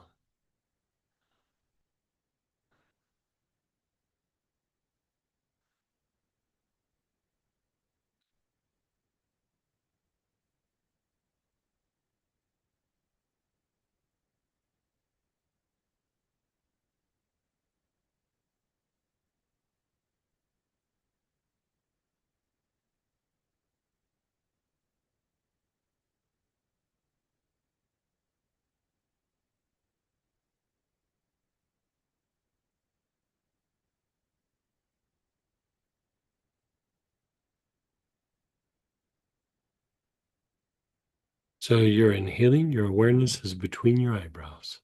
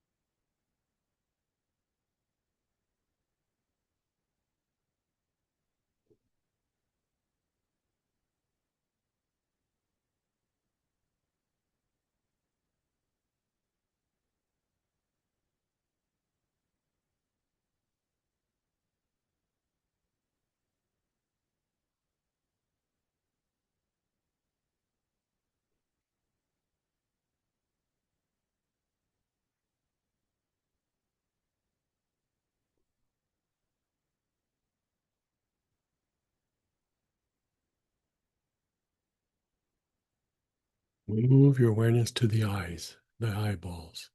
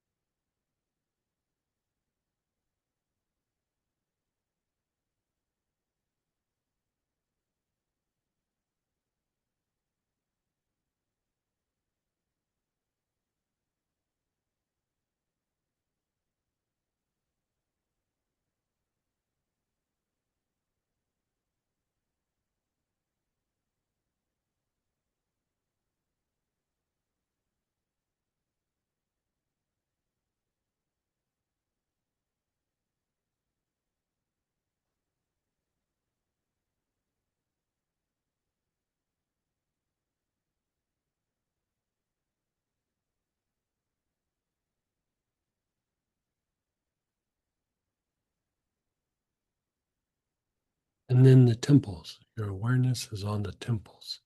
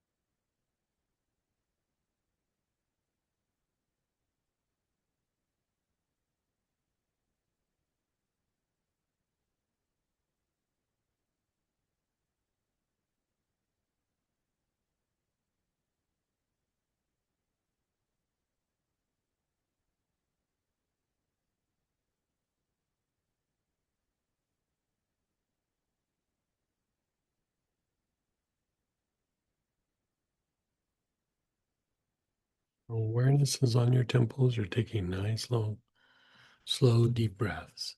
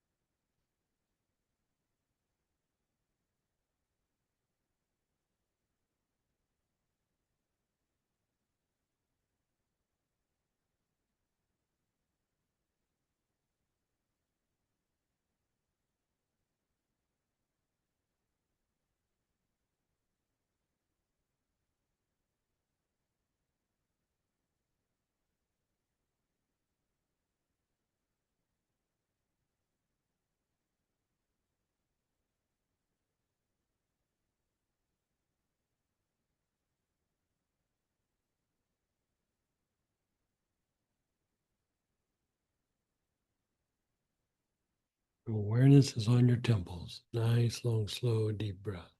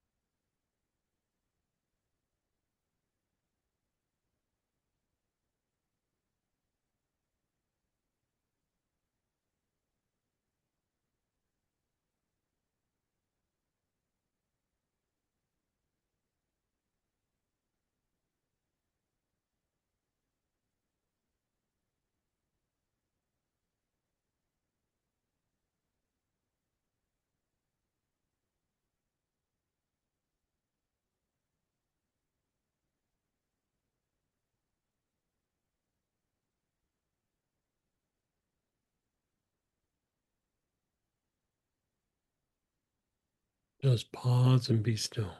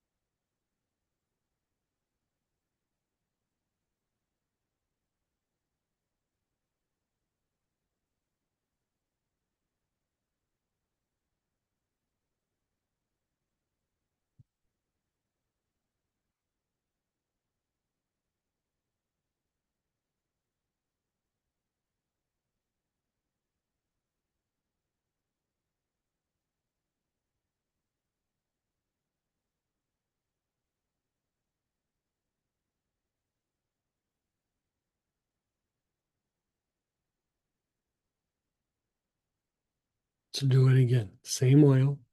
Your awareness is between your eyebrows.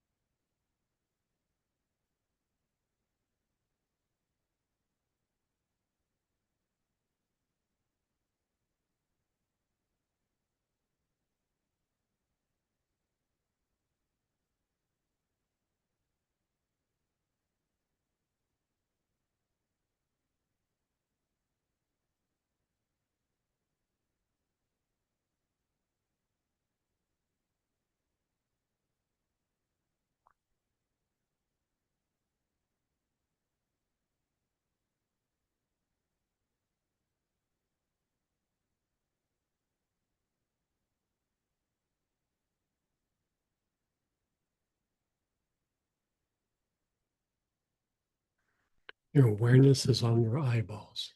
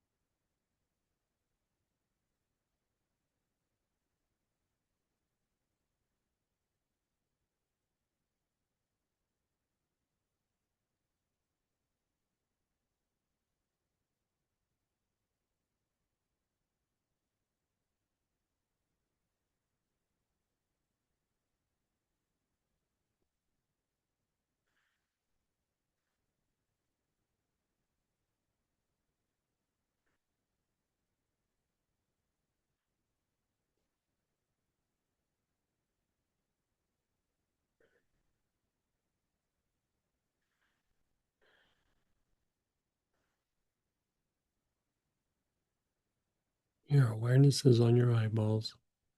Nice, long, slow, deep breaths.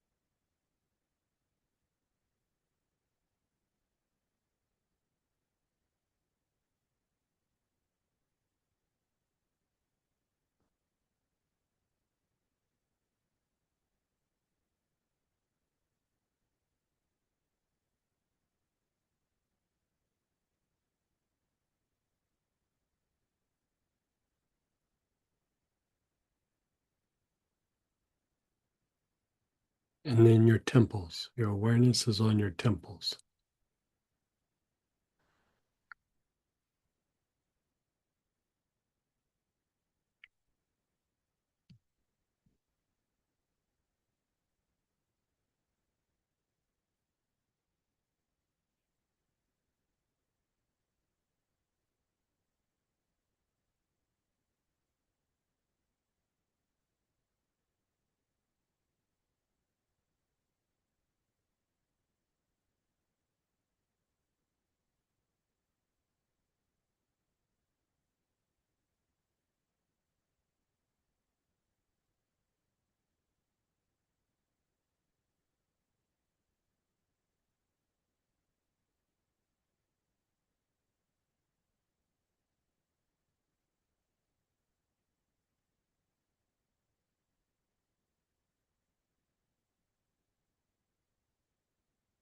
And then just pause and let it go. Just let everything go.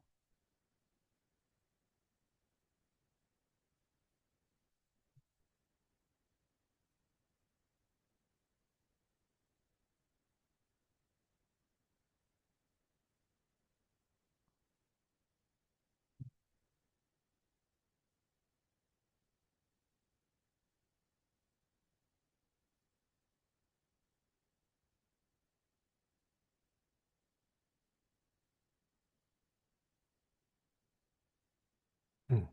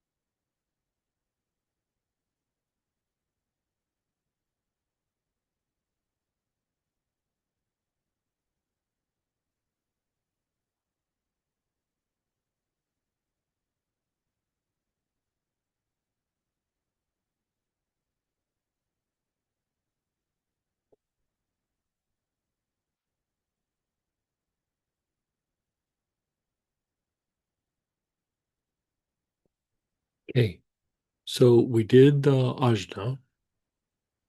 Now let's experience the throat. Right, we're going to do the throat, and we're also folded into this is also the back throat. So again, we're using those same two oils that we've been using. So back to the ambrit, the benzoin, the jasmine, melissa, neroli, rose, which was in your kefir purchase for those of you that did that, and ylang ylang.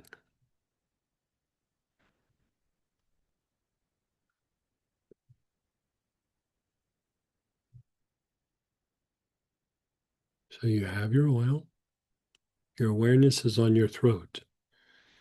You're taking nice, long, slow, deep breaths with your awareness on the throat, the front of your throat.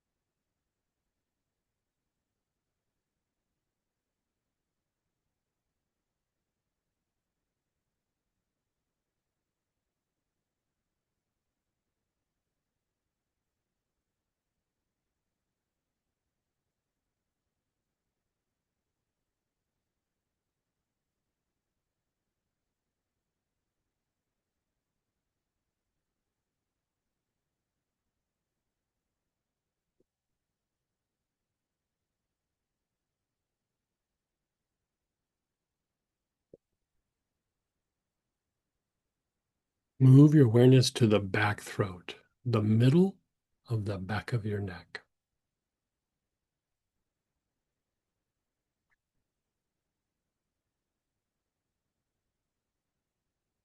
You're taking nice, long, slow, deep breaths.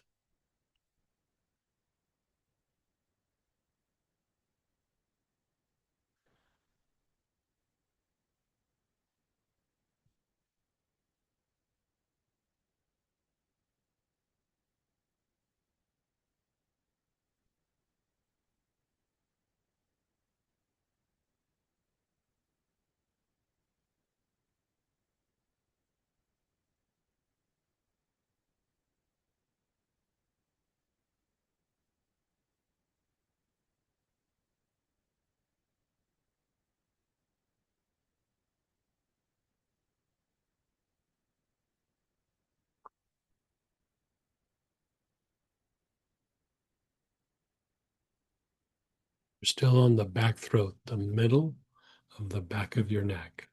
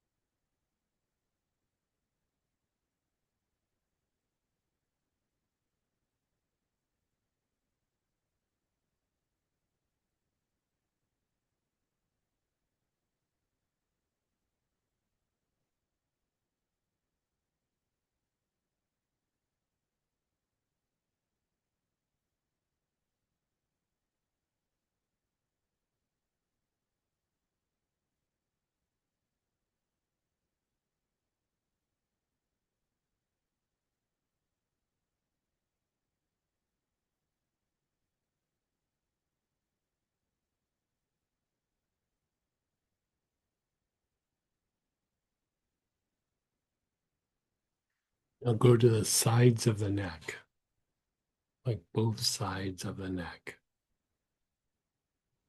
Your awareness is on the sides of the neck.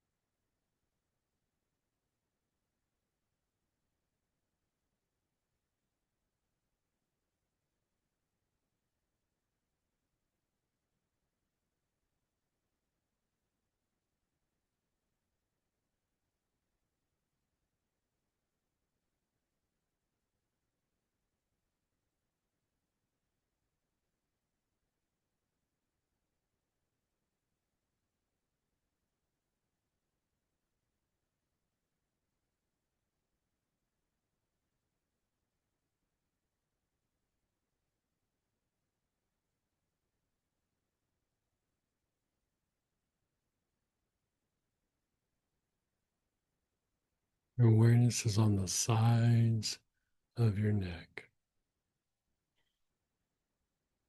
How does this one feel to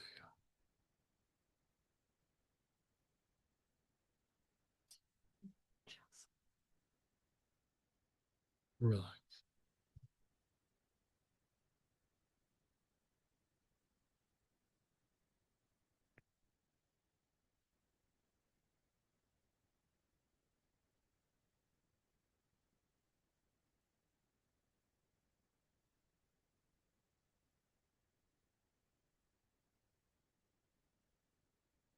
And then the jaws, where they hinge in front of the ear.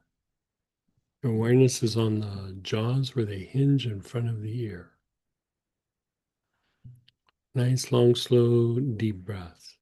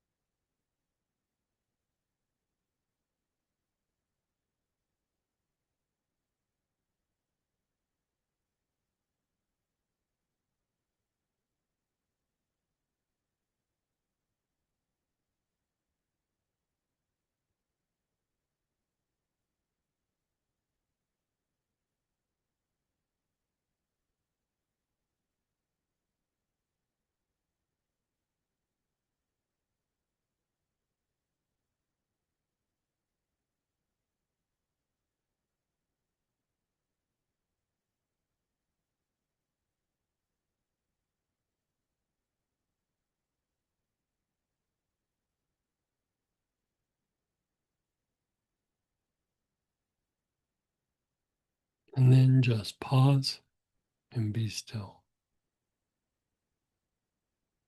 Just pause and be still.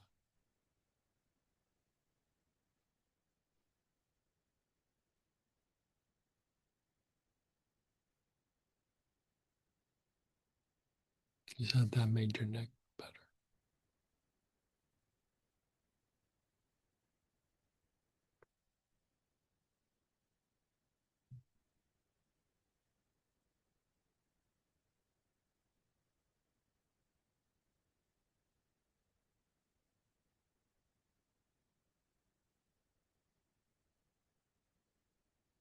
Just let it incubate for a moment.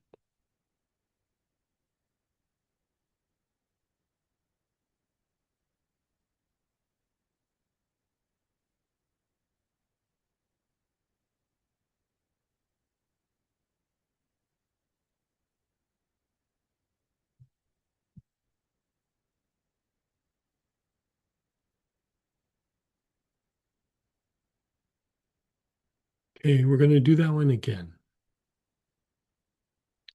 So your awareness is on the front throat, your front throat area. You're taking nice, long, slow, deep breaths.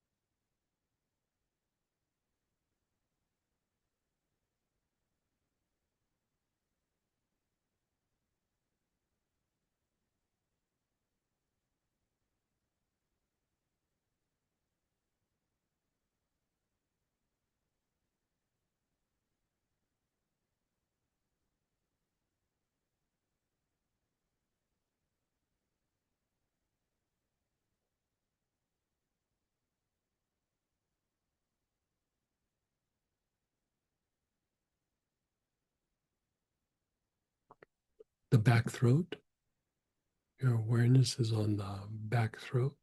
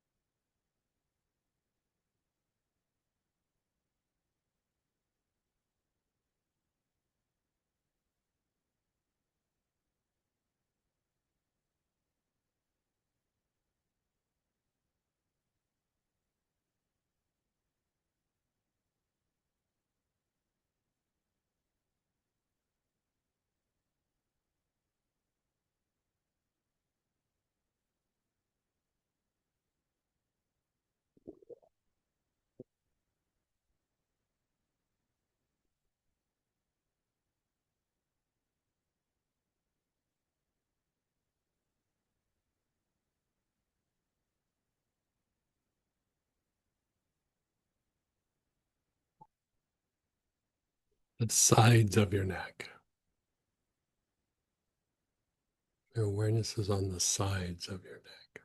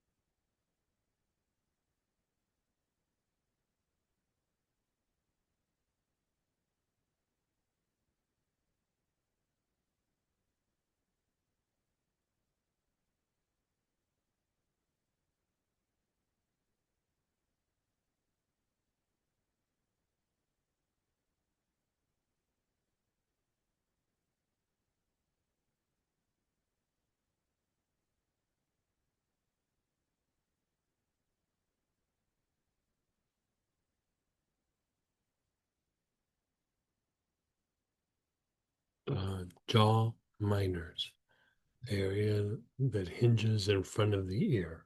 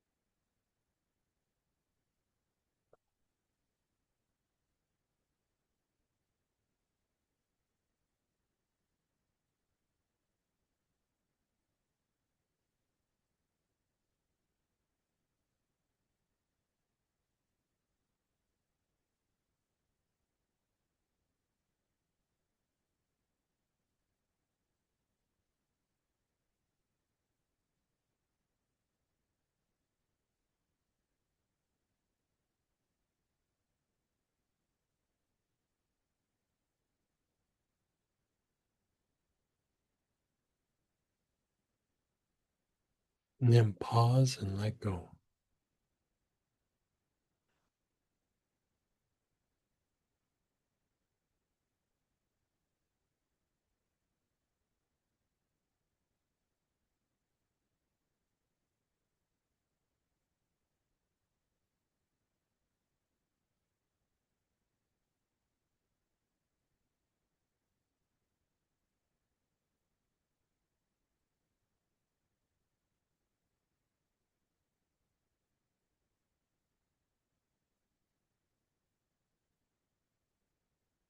Is that true?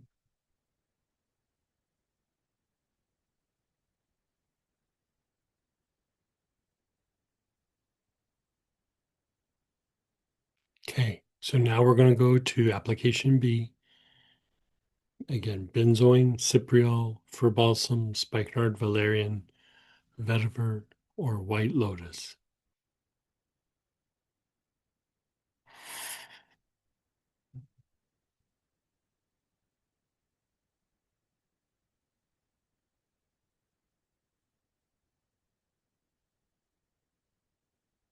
So again, front throat. Nice, long, slow, deep breaths. Through awareness on the front throat.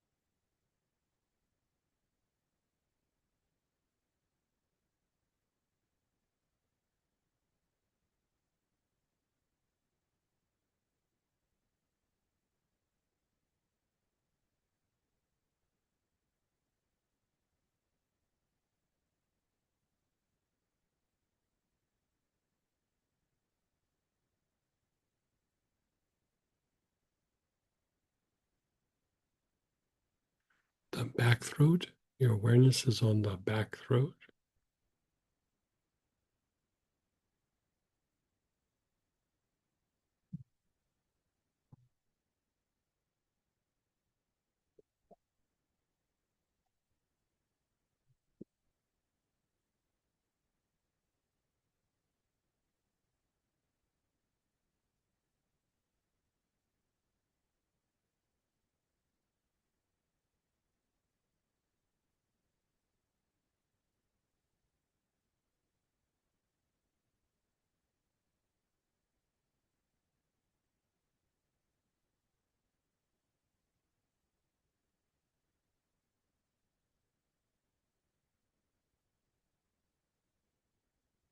the sides of your neck, both sides of your neck.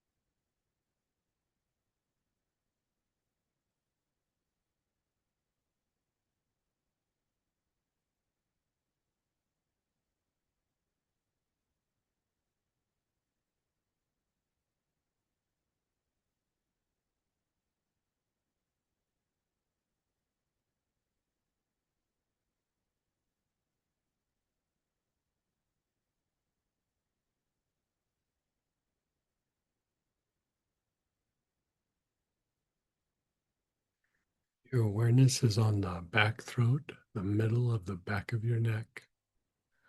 Nice, long, slow, deep breaths.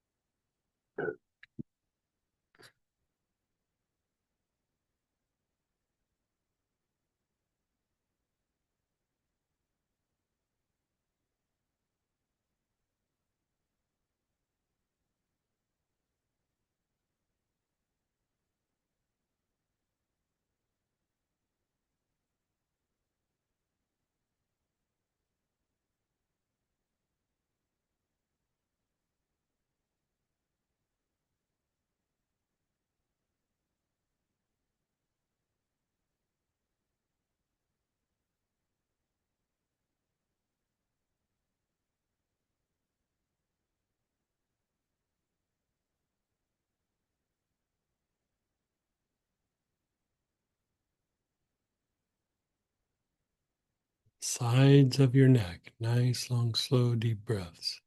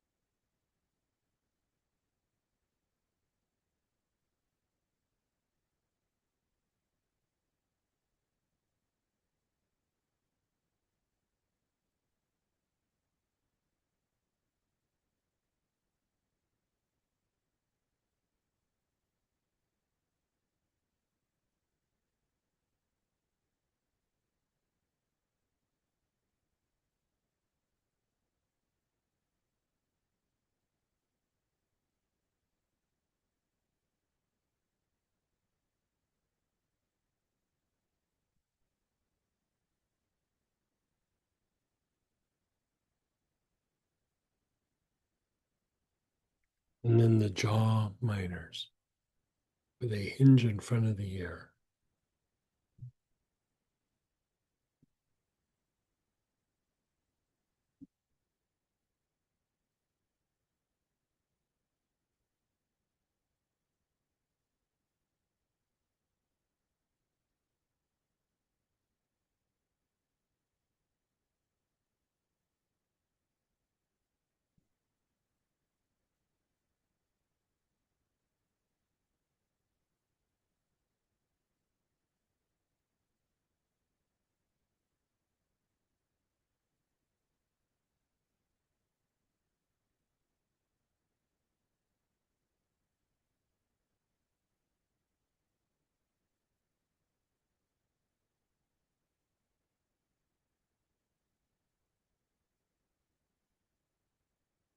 And then pause and let go.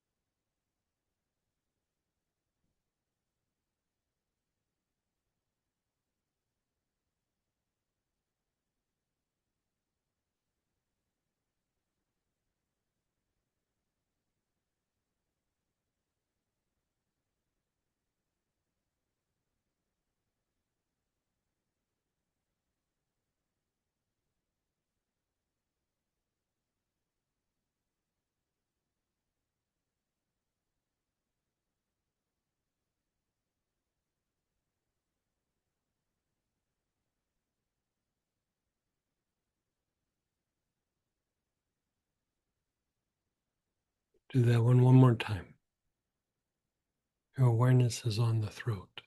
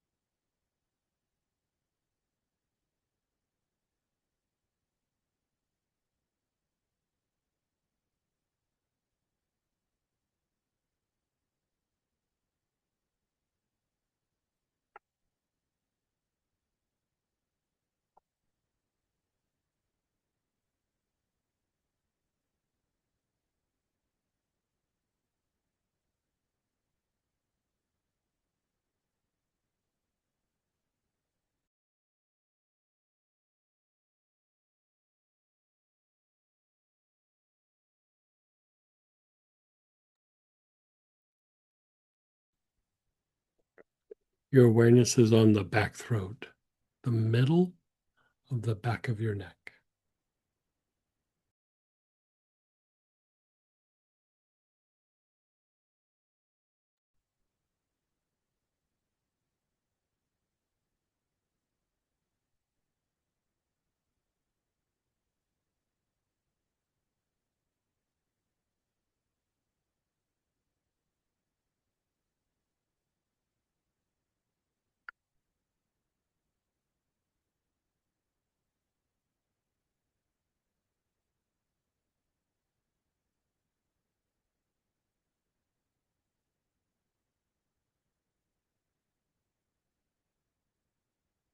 the middle of the back of your neck.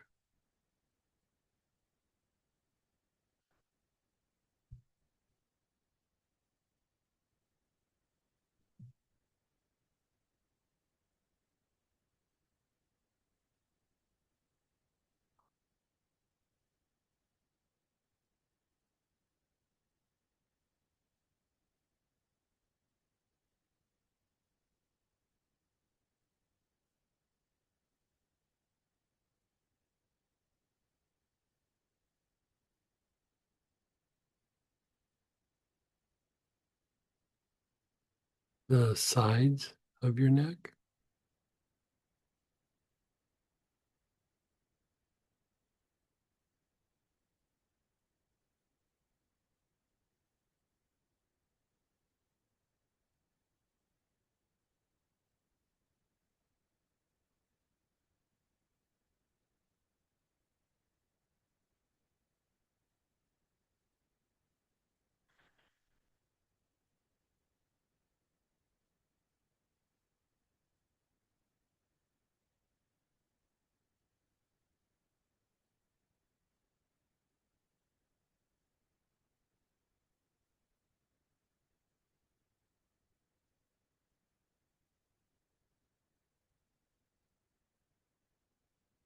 And then the jaws where they hinge in front of the ear.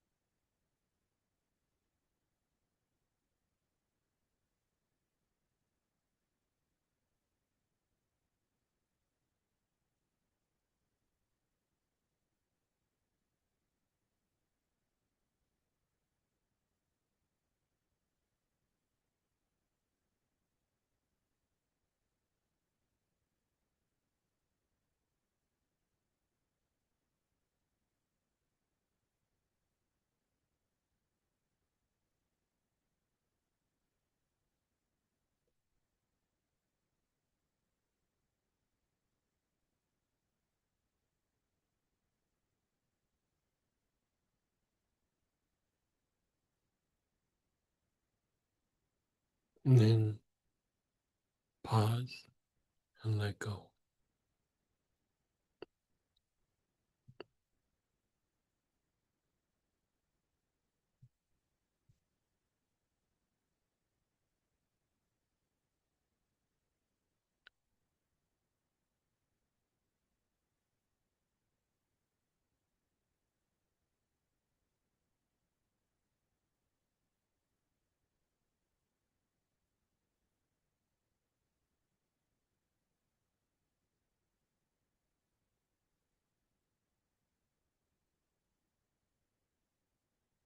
And your jaws let it incubate.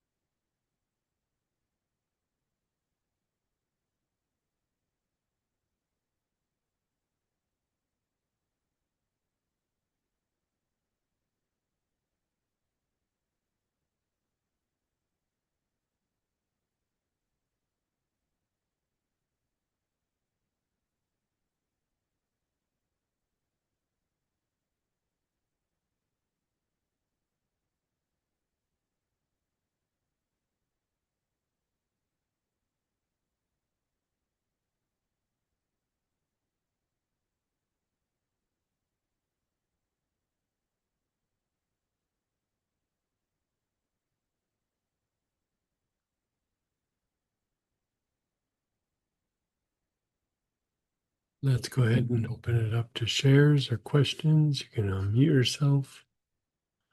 So we kind of cycle through the different areas in the body, hit vagal tone and dysregulation in a different way. Kind of interesting. Yeah. Yeah. Quite different than last week too. Like, you Yeah. know, they're two Yeah. sides of the same coin, you Yeah, said. but they are different. Yeah.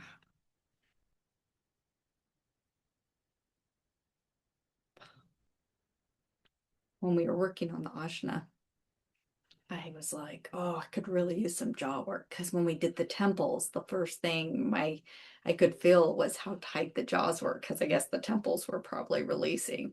And so when we did it on the throat, which I didn't realize we were going to do, it's like, oh, felt like a 1-2 punch just now even. And now you can't shut me up because it did my throat. No, I'm just kidding. But yeah, feel free to unmute yourself, raise your hand, guys, type into the chat, or you'll have to listen to me chat the whole time. No, you won't. Someone did share, I'm taking the 911 dispatcher test and doing the one protocol this morning helped a lot with my memory. It's a lot about memory. Oh, I bet. This class very much resonates. Oh, good. Please let Greg know thanks. Yeah, good, good. And good luck.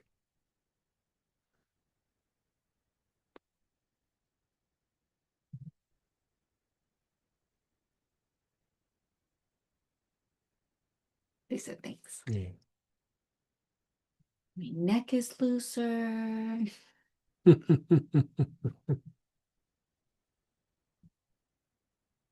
Okay, sounds like everybody's silent. Yeah, it does. Okay, how about we'll take a Never mind. Go no. ahead, Donita. Hey, Miss Donina. Hey, this it started with Ajna, but the throat knocked me out. Yeah. I mean, I was barely breathing here. It was so trancy, so deep, so Mm, even like the whatever I could see visions was like fast moving pictures was just so much movement, so much, and I kept kind of falling into into the black hole that I'll come yeah. and I didn't even know where you were. It's like, where am I? Totally. Like you know, because if you think of like you know, it's funny that you use that like falling in because that's what you were saying. Feels like you're falling into something, and you know when we're in you know even when we're paying attention to our chakras, like okay, let's do a meditation, put our awareness on our heart. We're really putting our awareness on our heart, but we're doing it from the point of view of the sympathetic nervous system. You know, where you know there's some action activity and it's like I'm gonna meditate, I'm gonna experience bliss or whatever it is. And you know, we come at it from a part of the nervous system and the part of the mind that is like outwardly um, driven, you know.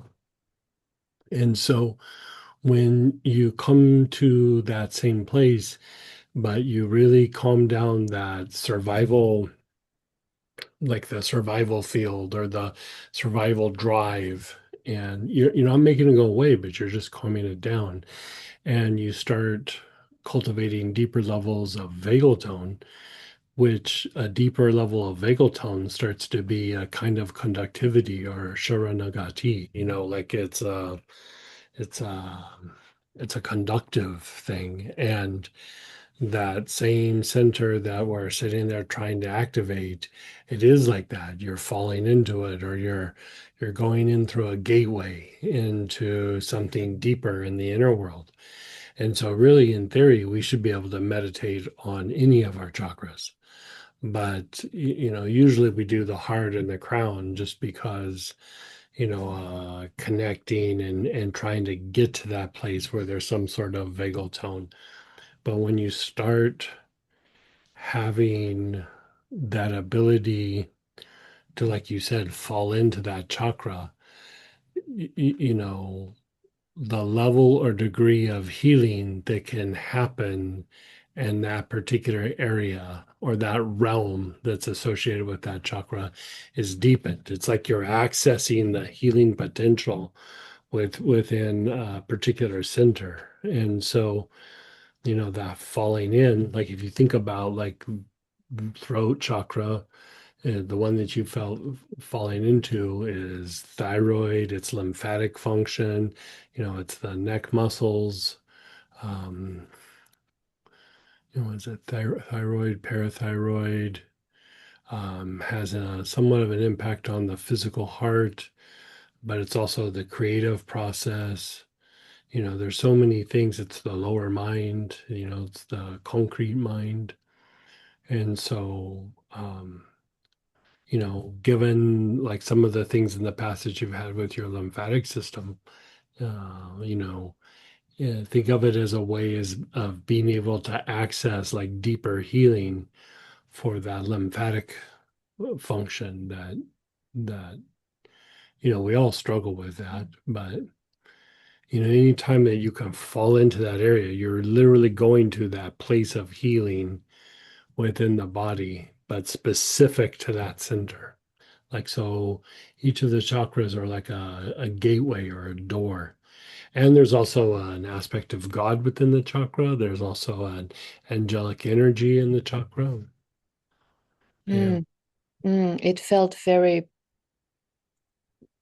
al- yeah, literally like I was falling in, but Yeah, before falling sure. in, there was just so much movement with visions and just things. And it was just, I was observing, then I was gone, and then I'd come Mhm. back and things were still happening, like just shifts. And yeah, it's also speaking, speak. Mhm. Well, it's the throat chakra is like, that's, yeah, that's my, speaking. Can't do it. Yeah. Speaking my truth is just speaking not, because that was, yeah, that's the, I've been on this journey of healing it. So it's interesting. Oh my goodness. My whole body is buzzing now. Yeah, good. Thank you. Oh, one thing I wanted to Mhm. just intuitively, I use neroli. I didn't even look at the pattern. Neroli and fir balsam absolute this time Oh, around. nice. Yeah. And yeah, I can feel my jaw, and I can feel like there's like space Hmm. area, in my throat, Yeah. in my neck, Yeah. throat, even though I was all kind of slouched and gone on my couch. Okay, thank you. Good, good, good. Yeah. I know some good experiences, huh? Yeah. You had a good experience. Yeah, well, and I think I told you too, I'm warm. Like I'm layered, but my body, I can feel like some circulation or It's something starting to, kicked in. Yeah. yeah. Yeah, and the idea is we're just using two oils, application A, application B. You could switch them out and rotate them around, but the idea is, to keep it as simple as possible and cover as much ground as possible. So, anyway, let's take a break. We'll come back at 20 till and we'll dive into the heart or fall into the heart, I should say.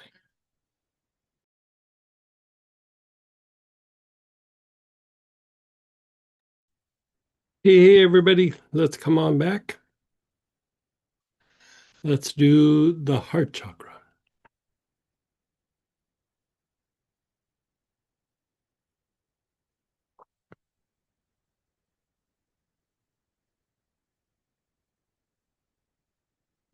Okay, so again, your ambrit, benzoin, jasmine, melissa, neroli, rose, or lang lang.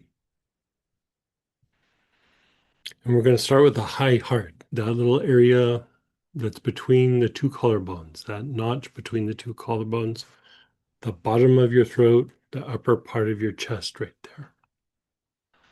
Your awareness is there, you're taking nice, long, slow, deep breaths.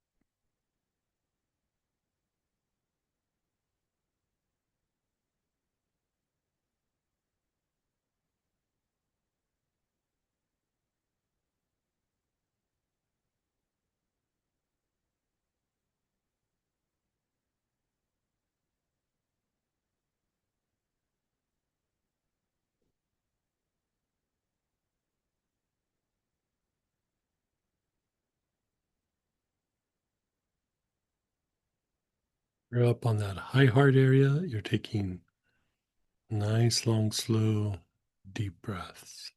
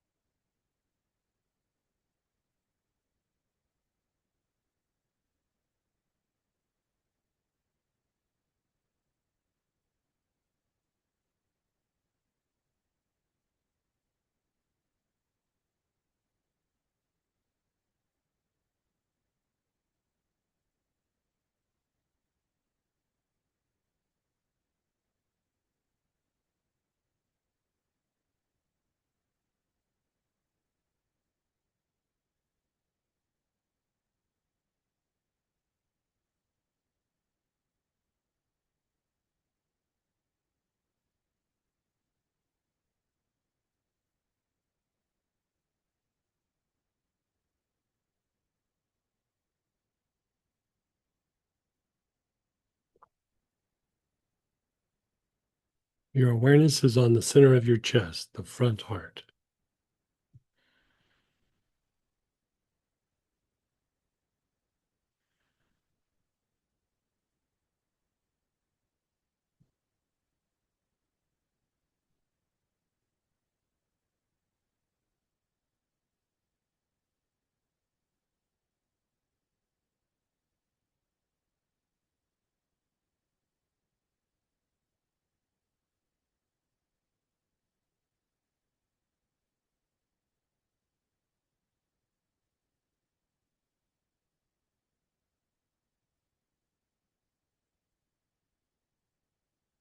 Your awareness is on the center of your chest.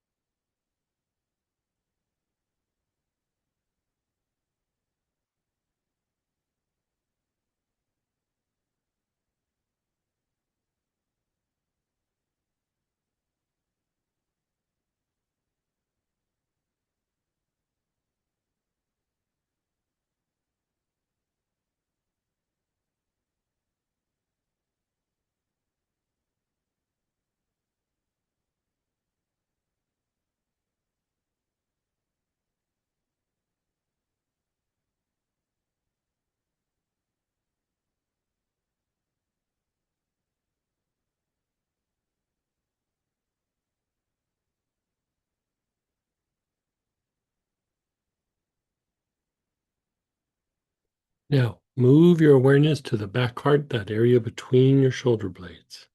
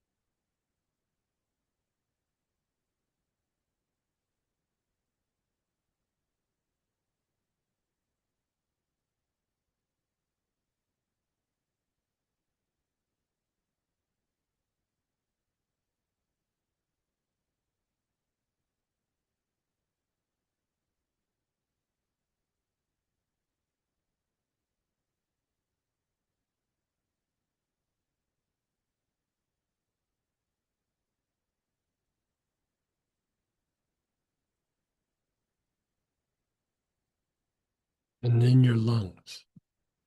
Your awareness is on your lungs. How's that?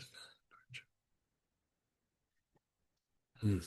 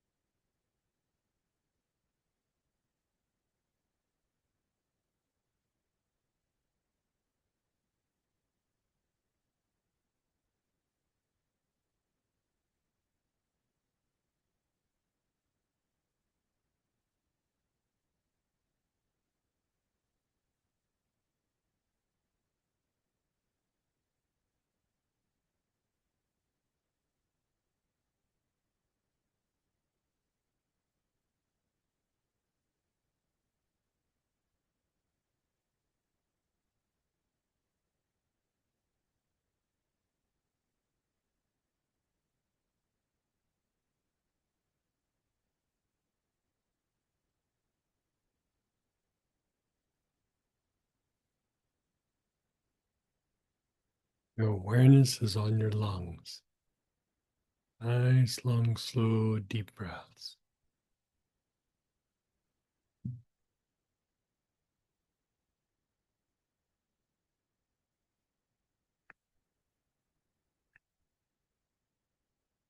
Exactly.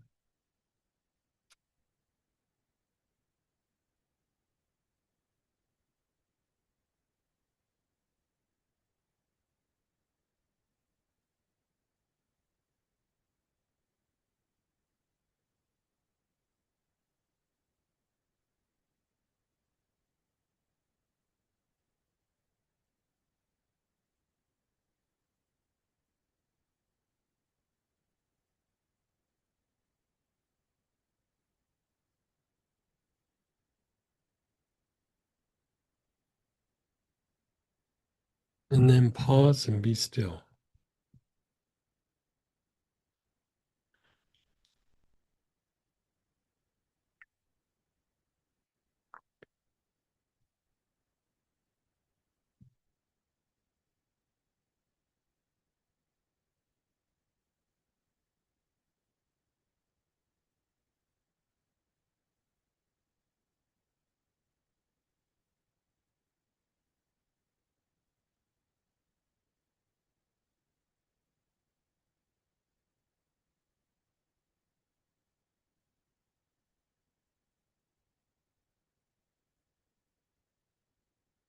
Now we're going to the second application. So your benzoin, cypriol for balsam, spikenard, valerian vetiver, or white lotus.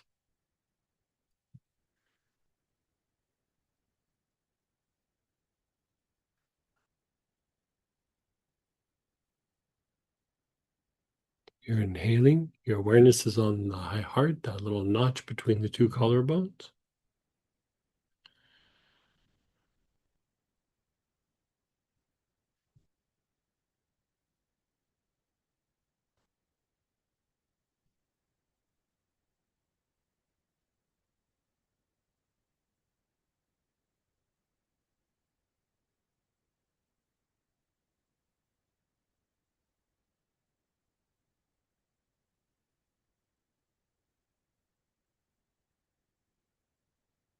Nice, long, slow, deep breaths.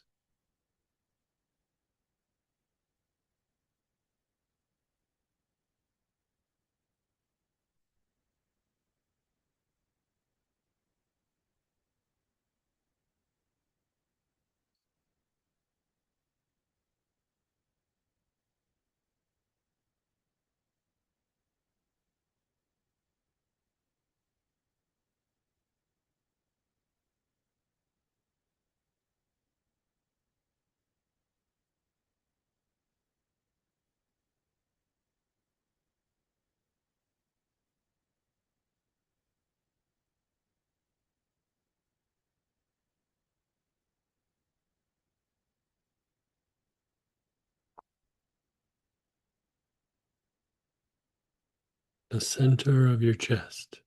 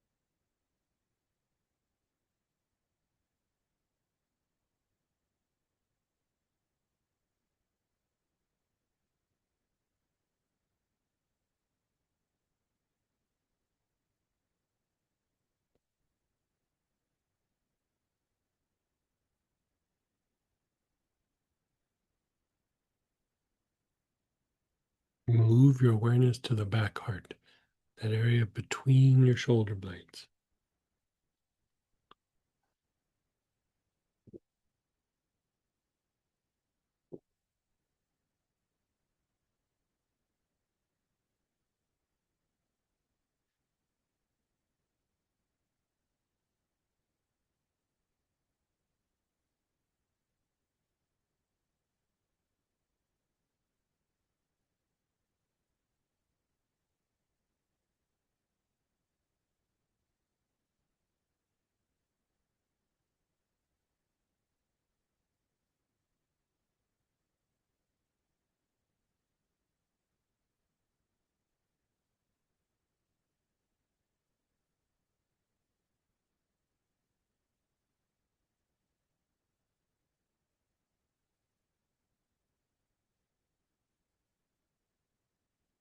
Your awareness is between the shoulder blades.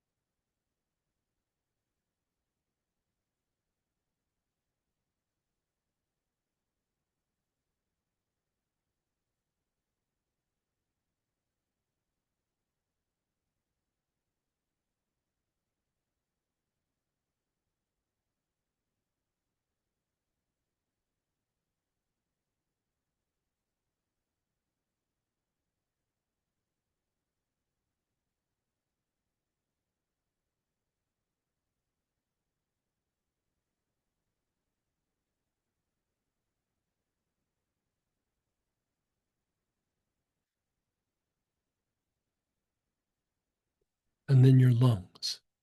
Your awareness is on your lungs.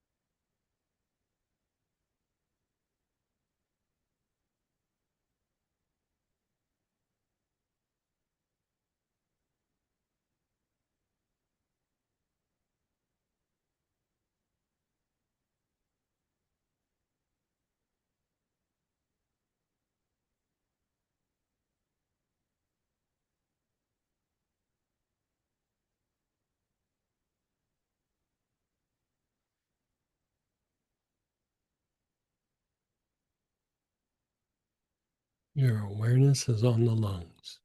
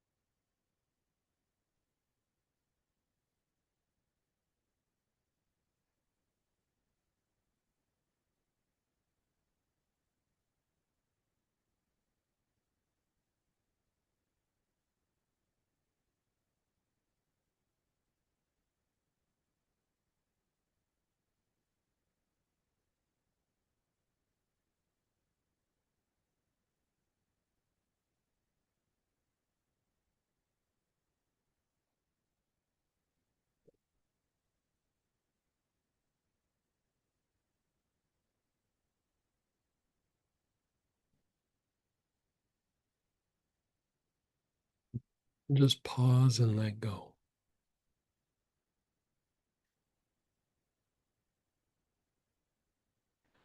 Just let it go.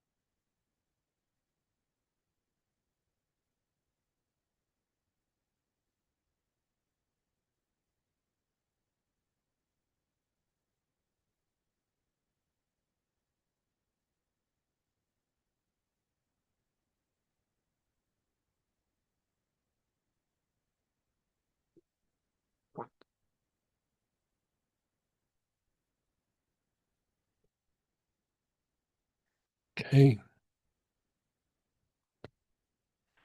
We worked the heart, so now let's work the solar plexus. So again, you're using the same oils. You're choosing the ambrit, benzoin, jasmine, melissa, neroli, rose, or lang lang. And your awareness is on the front solar plexus, which is below your ribs on your upper abdomen.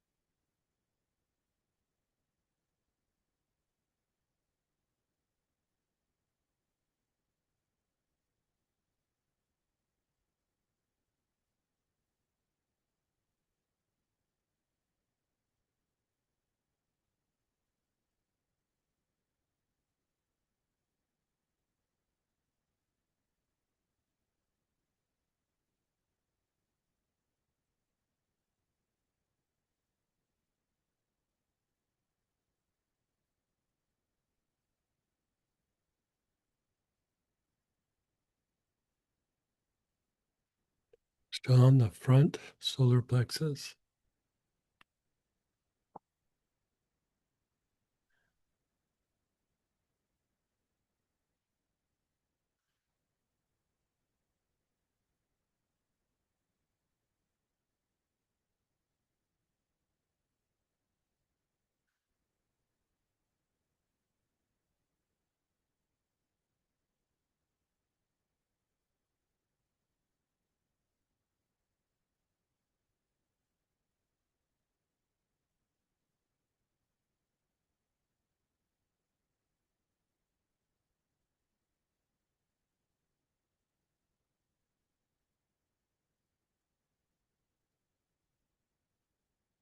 On the back solar plexus, the middle of the back, the area below the shoulder blades. Nice, long, slow, deep breath.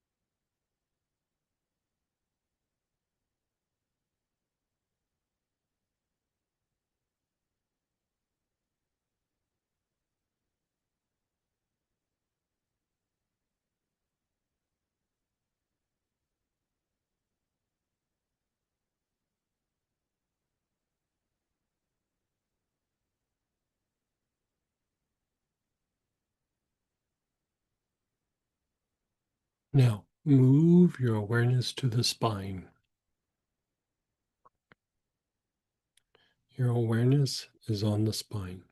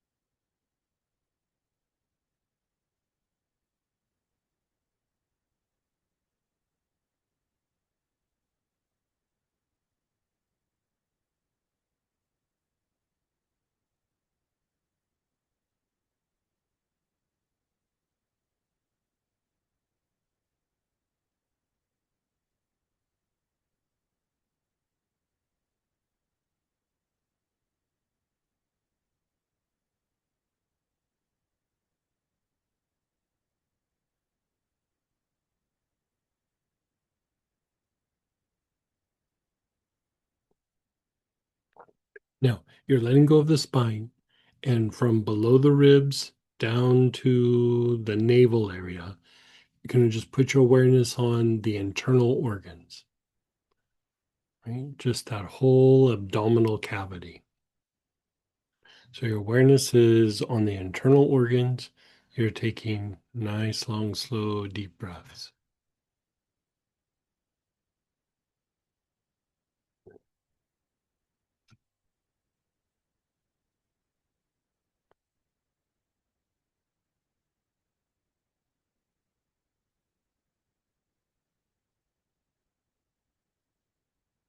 Doesn't this feel good?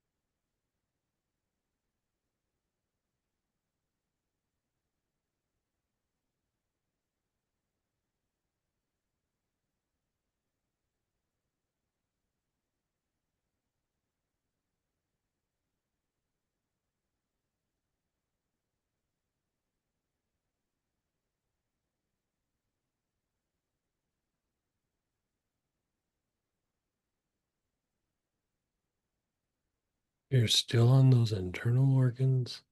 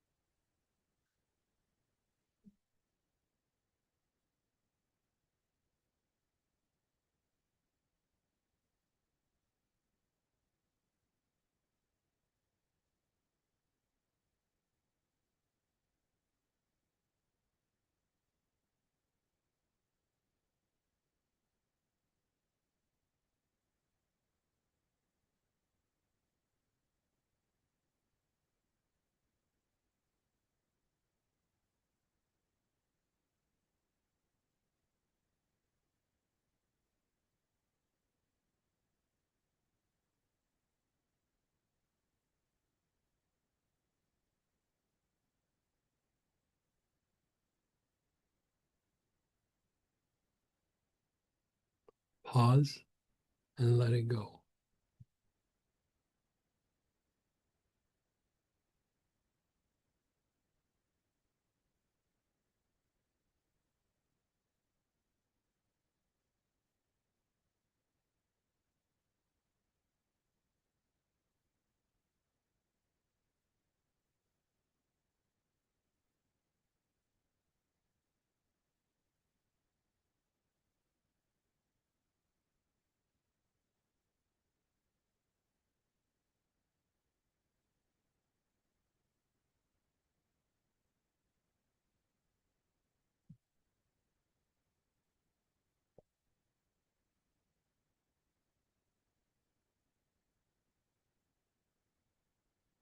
Okay. We're reaching for the benzoin, cypriol, for balsam, spikenard, valerian, vetiver, white lotus, whatever oil you're using there.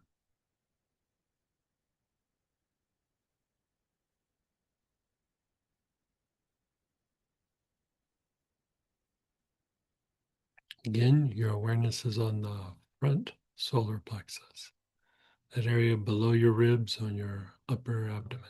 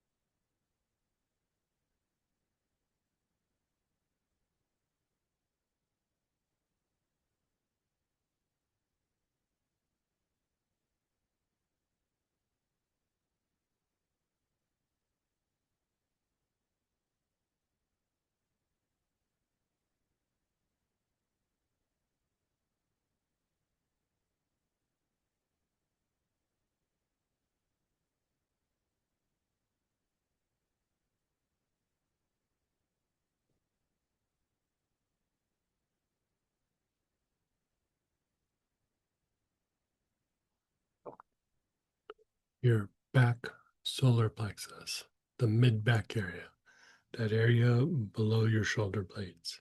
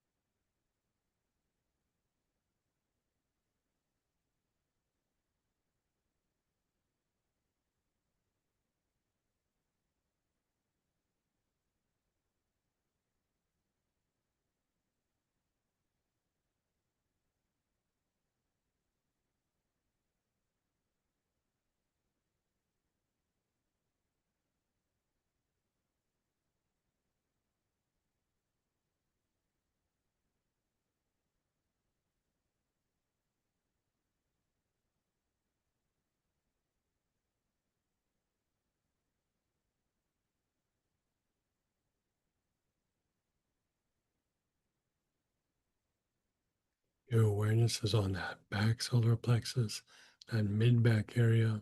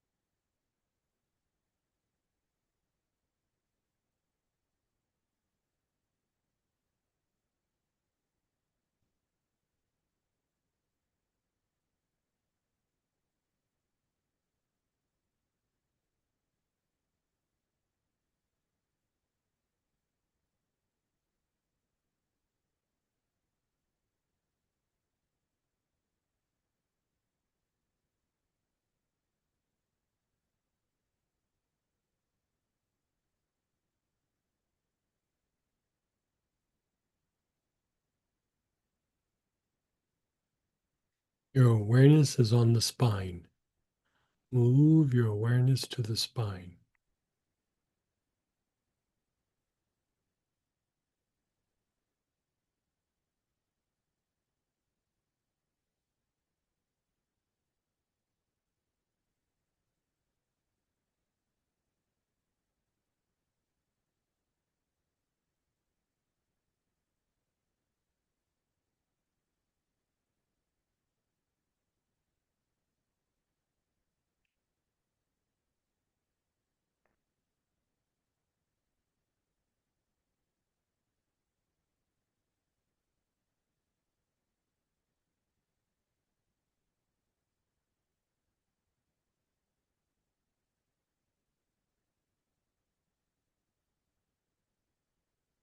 Your awareness is on your spine. You're taking nice, long, slow, deep breaths.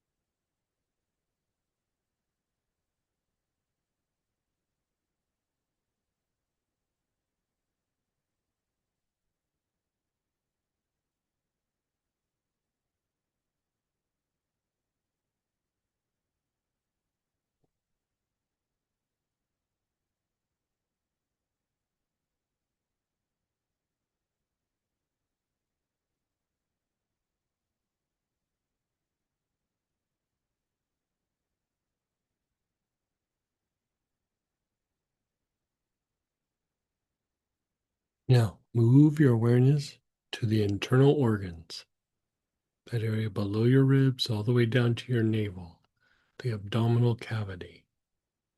Nice, long, slow, deep breaths.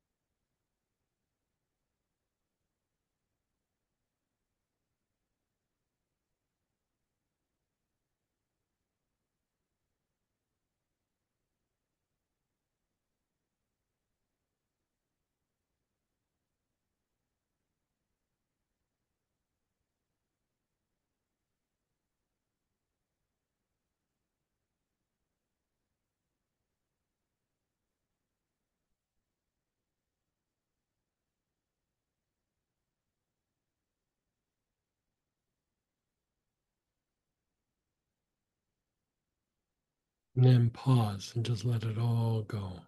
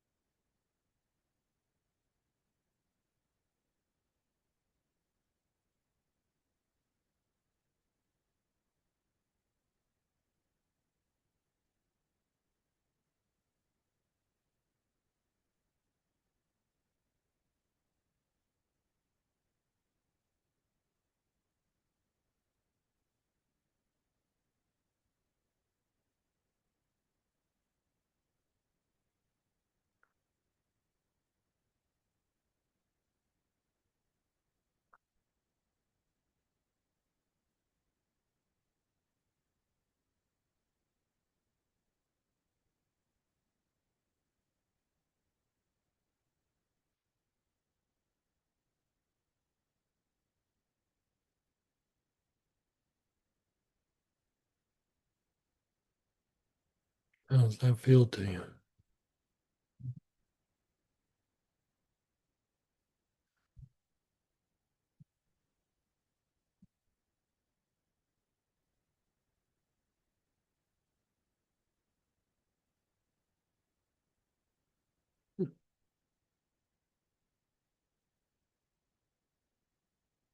Let's go ahead and unmute or type in. You can do shares or questions if you feel up to it, or you could just do a little nappy nap.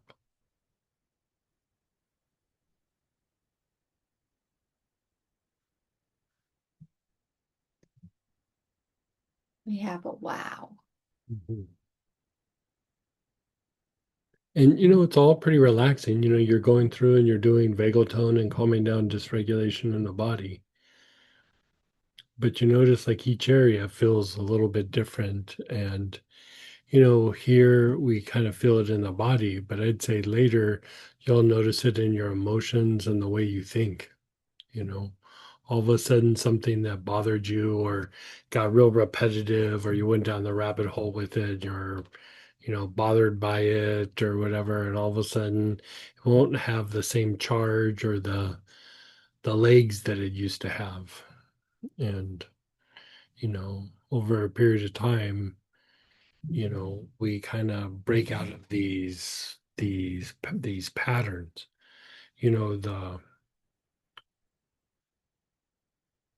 The thing is like when we have some like even some issue, like some trauma or something from the past, and we go through and we work it and we work the story and we work like this person did this and that happened, and it's like it's helpful, but it always there's some parts that feel better and there's some parts that are just they're still there.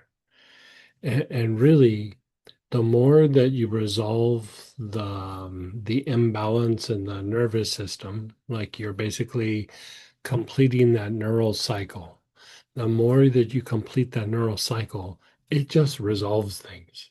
You might have a little processing, you might have images come up, you might have an emotion come up, but if you watch it, it just kind of passes. And so, going through and doing this, yes, we're activating the chakra and, making the chakras function better, but you're still hitting body systems and the different parts of the nervous system in a different way, and it will have an emotional and mental impact on you as well. So anyway. Thank you. Someone shared very peaceful, lots of sparkly in my abdomen, internal organs.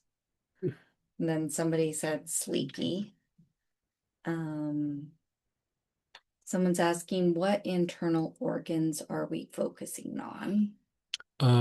You're doing your gut, your whole abdominal cavity. Yeah. Someone shared, my mind feels calm and I feel sleepy. Yeah. I liked working on the internal organs. That's an area we forget about. Yeah, and there's a lot of stress that gets held there. If you had an area that was jumping out at you, you could focus on that area, but sometimes it's good just to do that whole area. You know, a lot of stress and tension held there, and so when you unwind that, it kind of lets the body relax on a deeper level. Sometimes things like insomnia are more the muscle tension in your gut than it is anything. Yeah. Someone said more drool. And someone's asking, what did you say we will cover tomorrow? Well, we're going to finish up the chakras and then we'll start looking at how to do combinations to go through and treat things.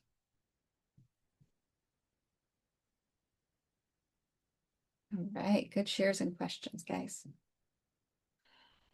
Okay, so how about we'll take a break again and we'll come back at 5 till and we'll squeeze in a couple more or at least one more.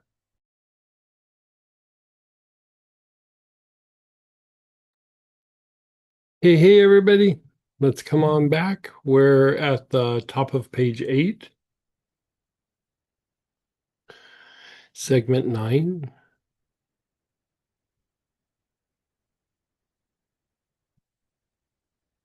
We're using those same oils, but now we're going to do the navel.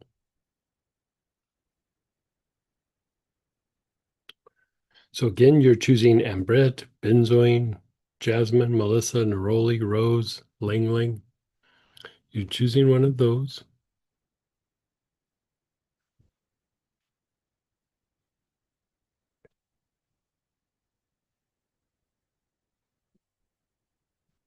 You're inhaling with your awareness on the navel.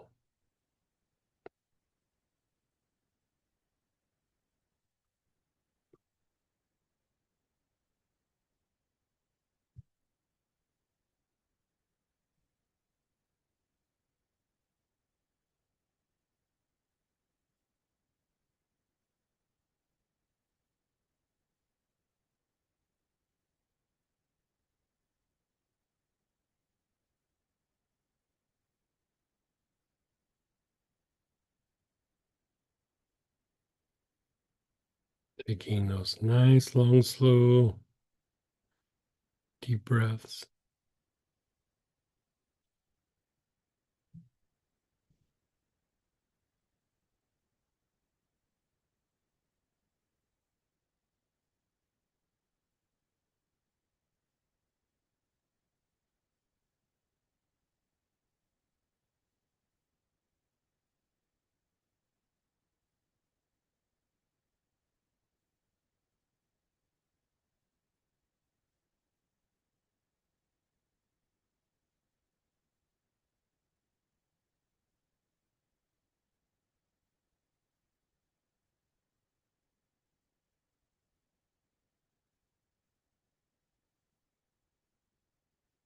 You're doing nice, long, slow, deep breath.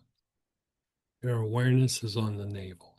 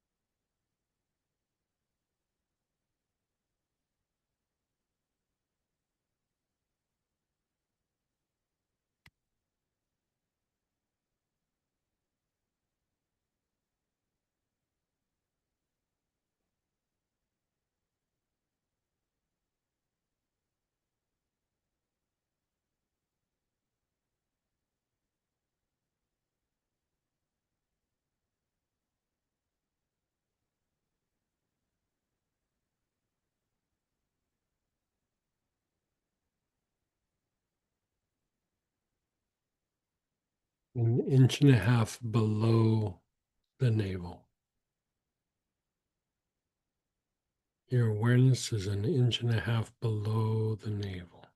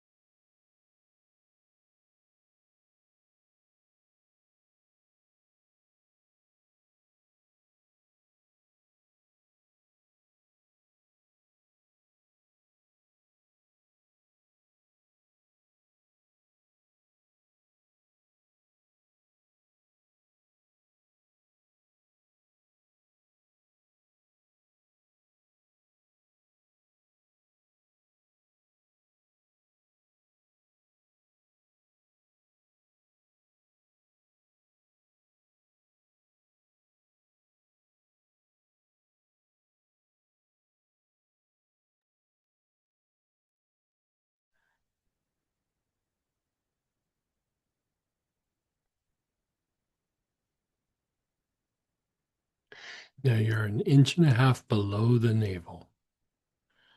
Nice, long, slow, deep breaths with your awareness an inch and a half below the navel.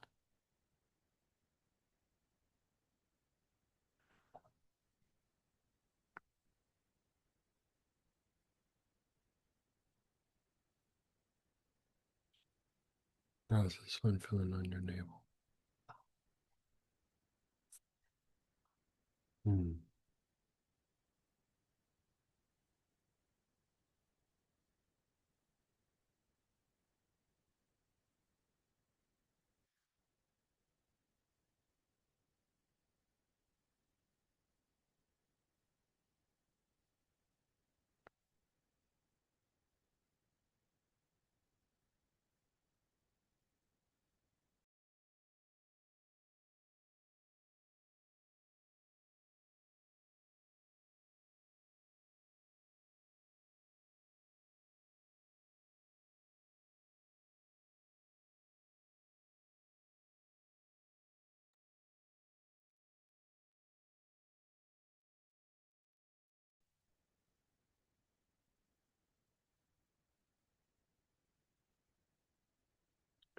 Now, you're doing the kidney belt. So if you go from your navel and you were to start wrapping around your sides, it's your sides, but even with your navel.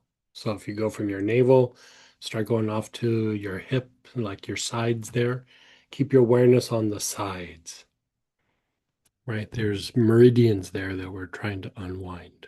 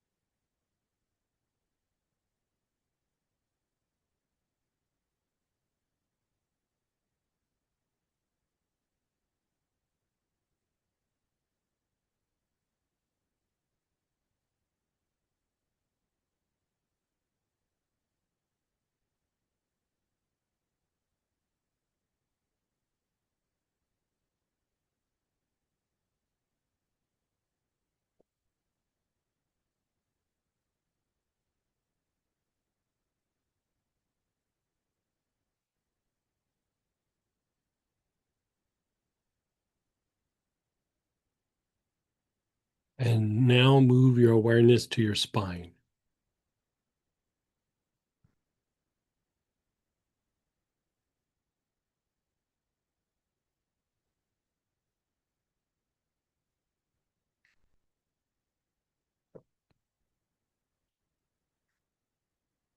Mhm.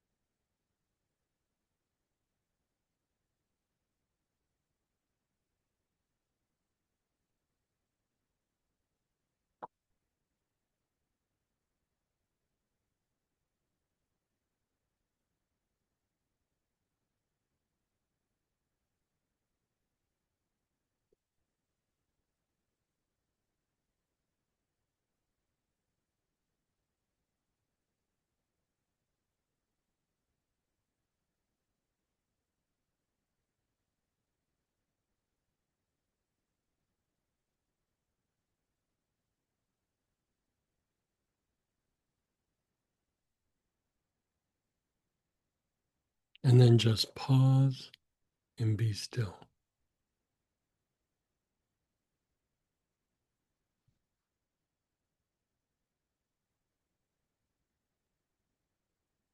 Now, the navel is one of those areas that can get really wound up with dysregulation. So I think another round might be, yeah. So again, your awareness is on your navel. Same oil, nice, long, slow, deep breaths.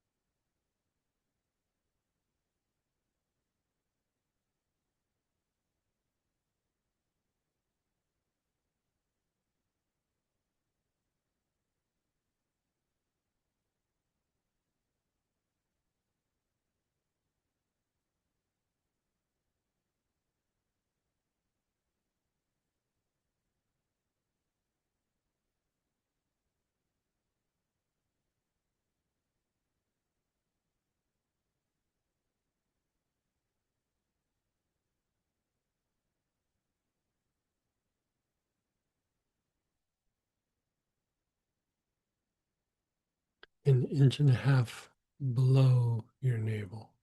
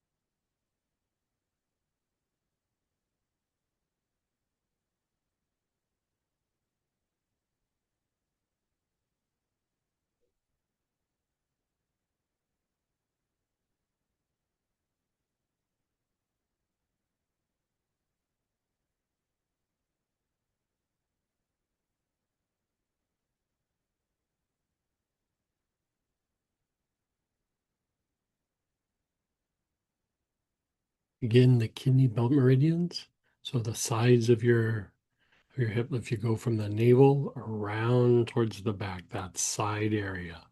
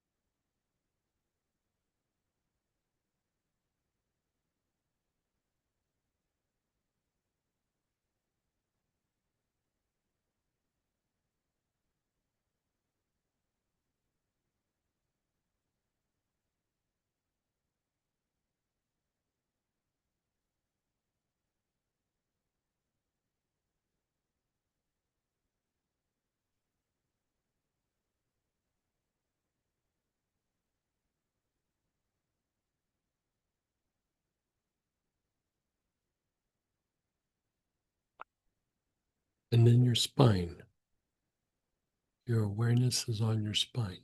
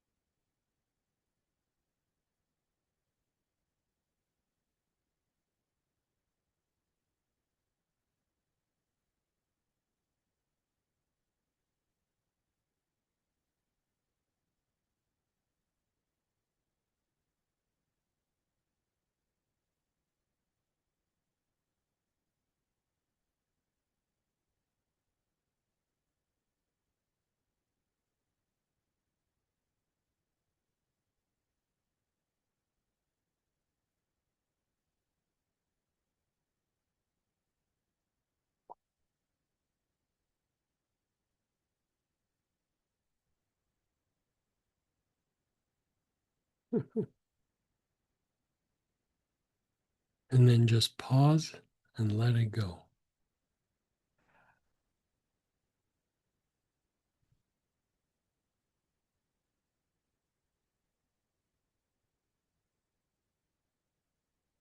How'd that feel on your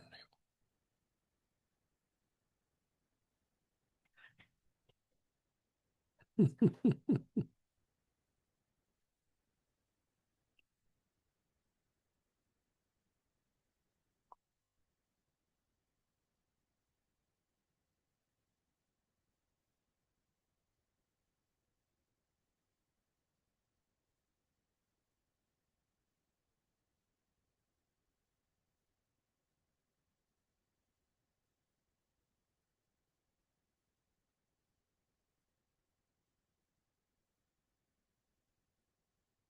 Okay, so we're going to go to application B, benzoin, cypriol, fir balsam, spikenard, valerian, vetiver, white lotus.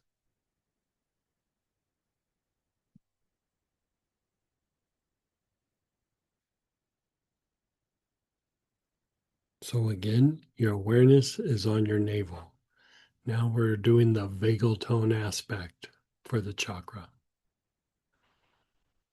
You're inhaling nice, long, slow, deep breaths.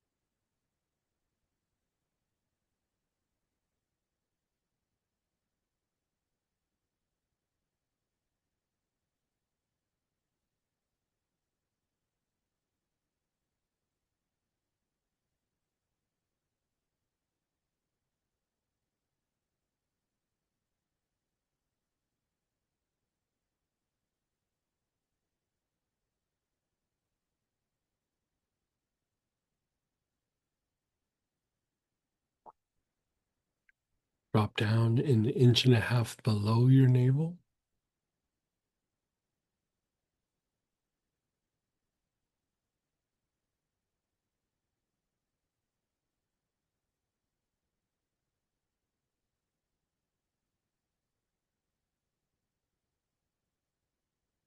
Mm.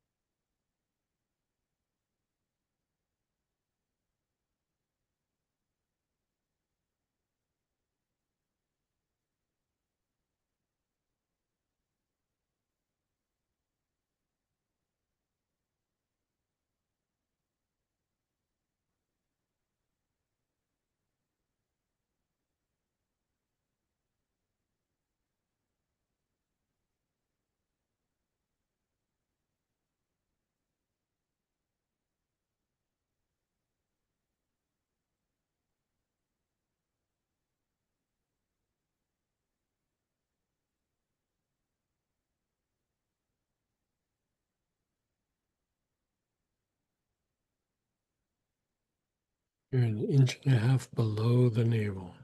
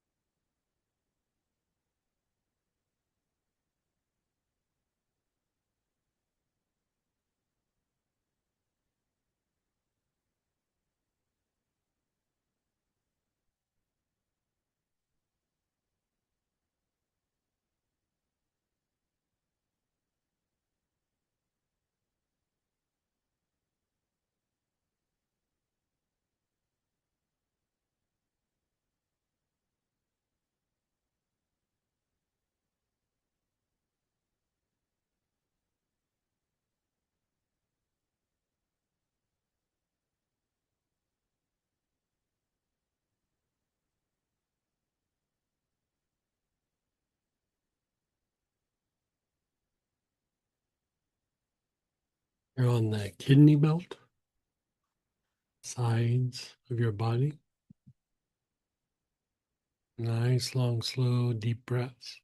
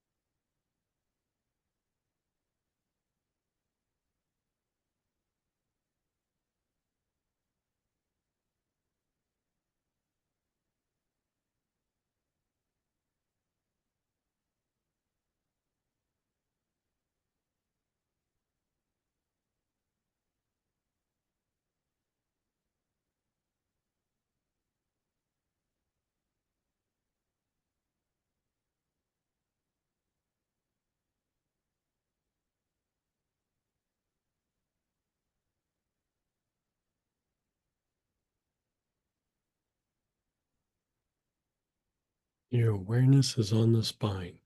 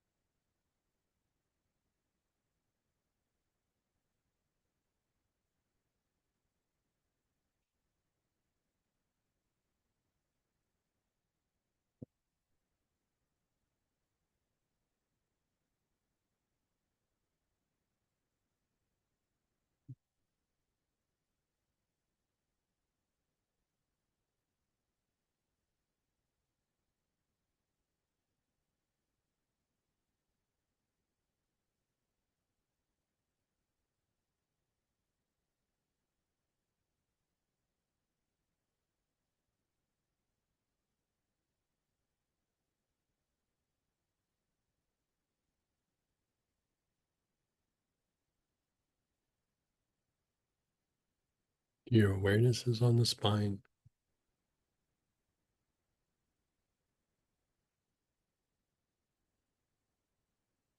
Taking nice, long, slow, deep breaths with your awareness on the spine.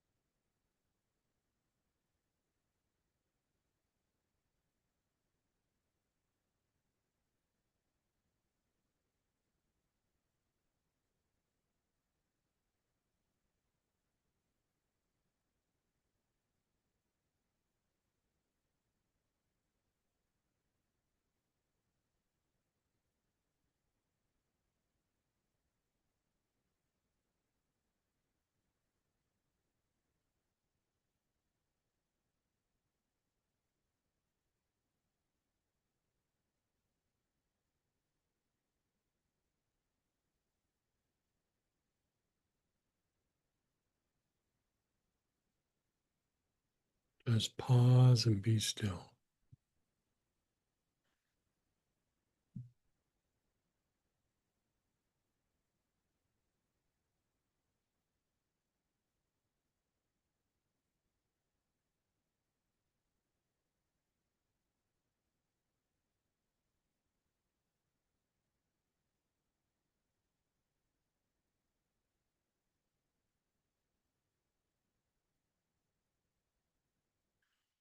Just being still. Let it incubate.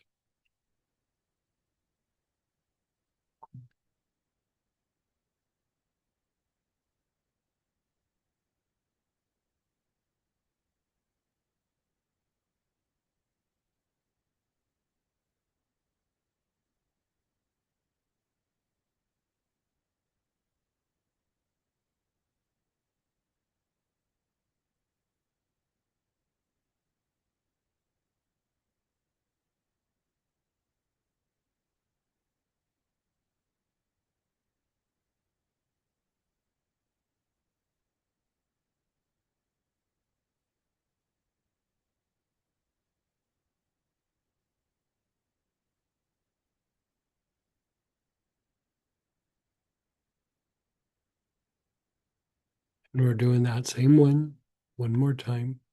Your awareness is on the navel.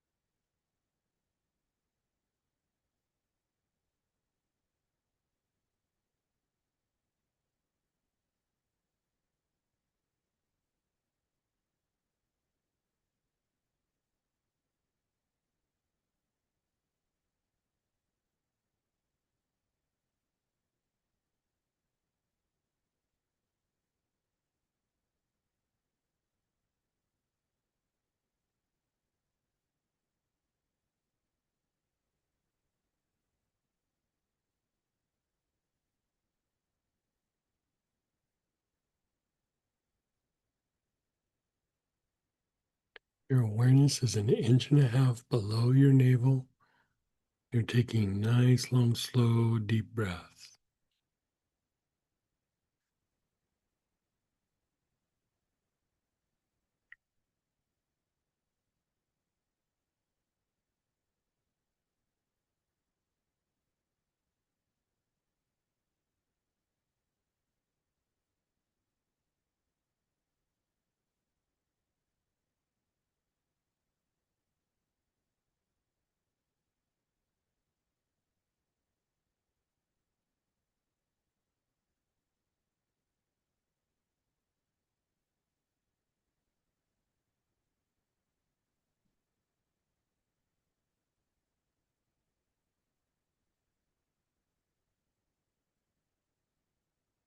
Go to the kidney belt.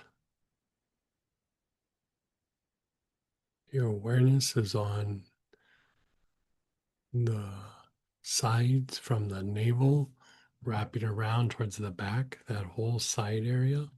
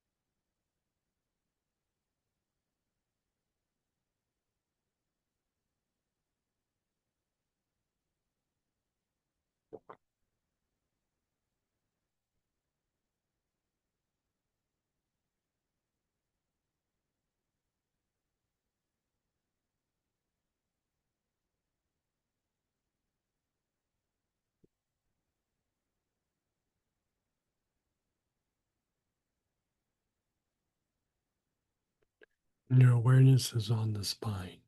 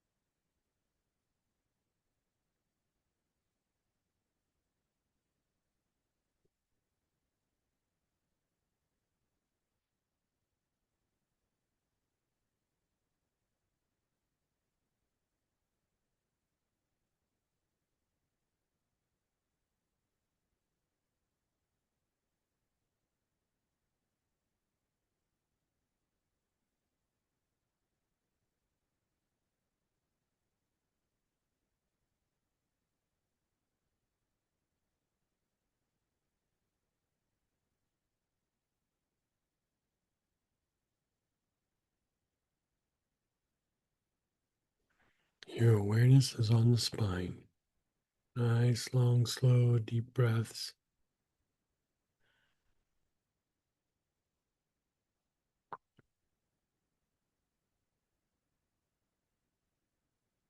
Just let go. Let go of it all.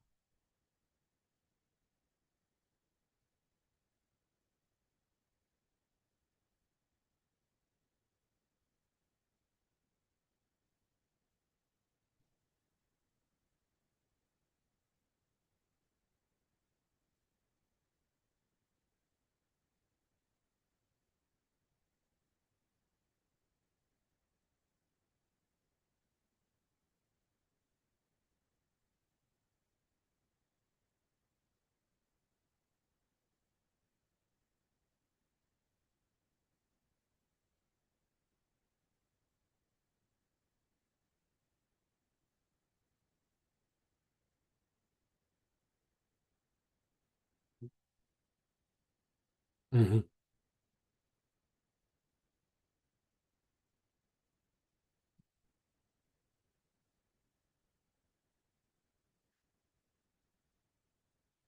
Just let it incubate.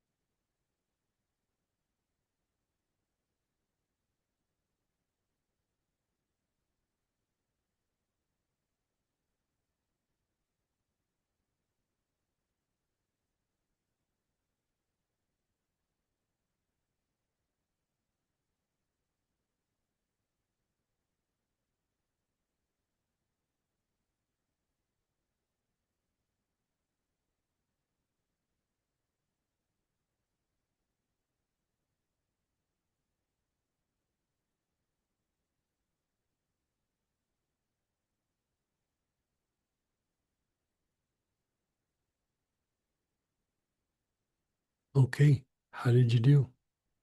How did you do?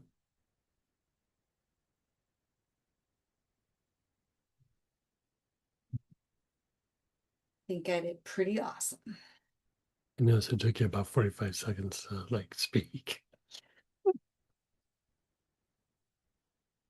Mhm. My inability to talk has nothing to do with how. Nothing. I definitely feel like something's coming out of my throat, but Oh, good. yeah, it's probably good. Yeah. Kind of funny, but yeah. Yeah.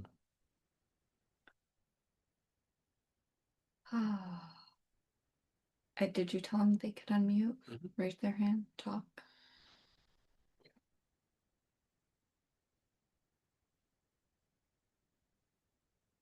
Someone said my throat feels a little weird too. Hmm.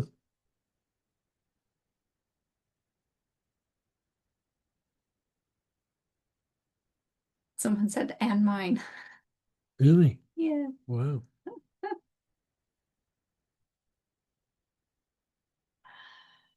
Looks lymphatic. Oh, interesting. Yeah.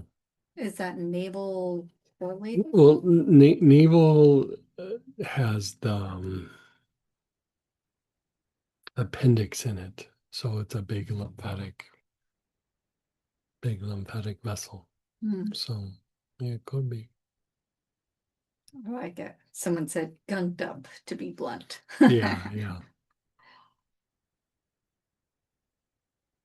Yeah, the navel would also have a big impact on the digestive tract. And so the area that we're the most stagnant lymphatically is always the gut. Hmm. It's always the gut, you know. And so, stimulating all that. Do you think like to keep it going, like putting the digestive lymph on the belly area, or Yeah, I would just keep working the actually doing this the one? vagal tone Okay. dysregulation. Yeah. Okay. Let's do it. Yeah. Just kidding. Someone said all night. I know, right? All right.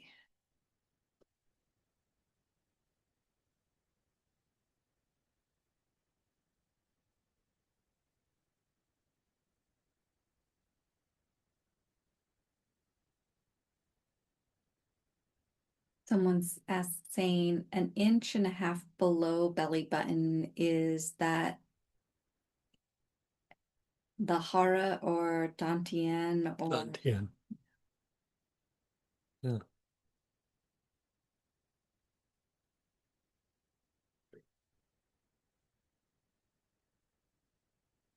it was almost hard to go there. Mhm. Like it was like in my mind I can go there, but like really feeling it was not quite there. I mean, that's the thing, how we do body listening, we're doing chakra listening, and your awareness is a little bit different when you're putting your attention on the chakras like this.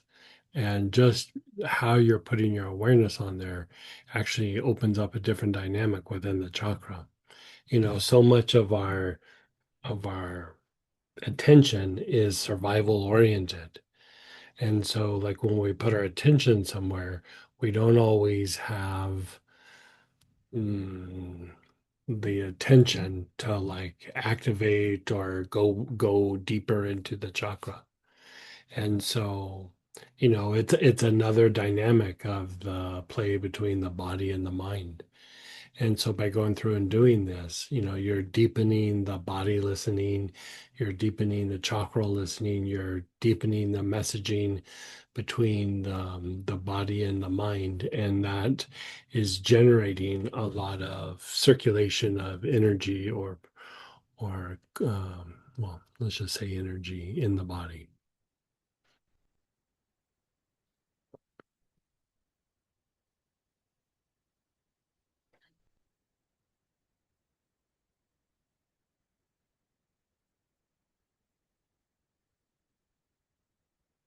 I wanted to do the push through to the Ming Ming and then bring it around the meridian like we did once before. Yeah, that's not really necessarily for the navel. I mean, that's a practice that starts to involve a couple of different chakras. So, yeah. But it was nice doing that belt hmm again. Mhm. Really like that hip Keeps it area. kind of Keeps it, open. yeah. Yeah, Very interesting. yeah.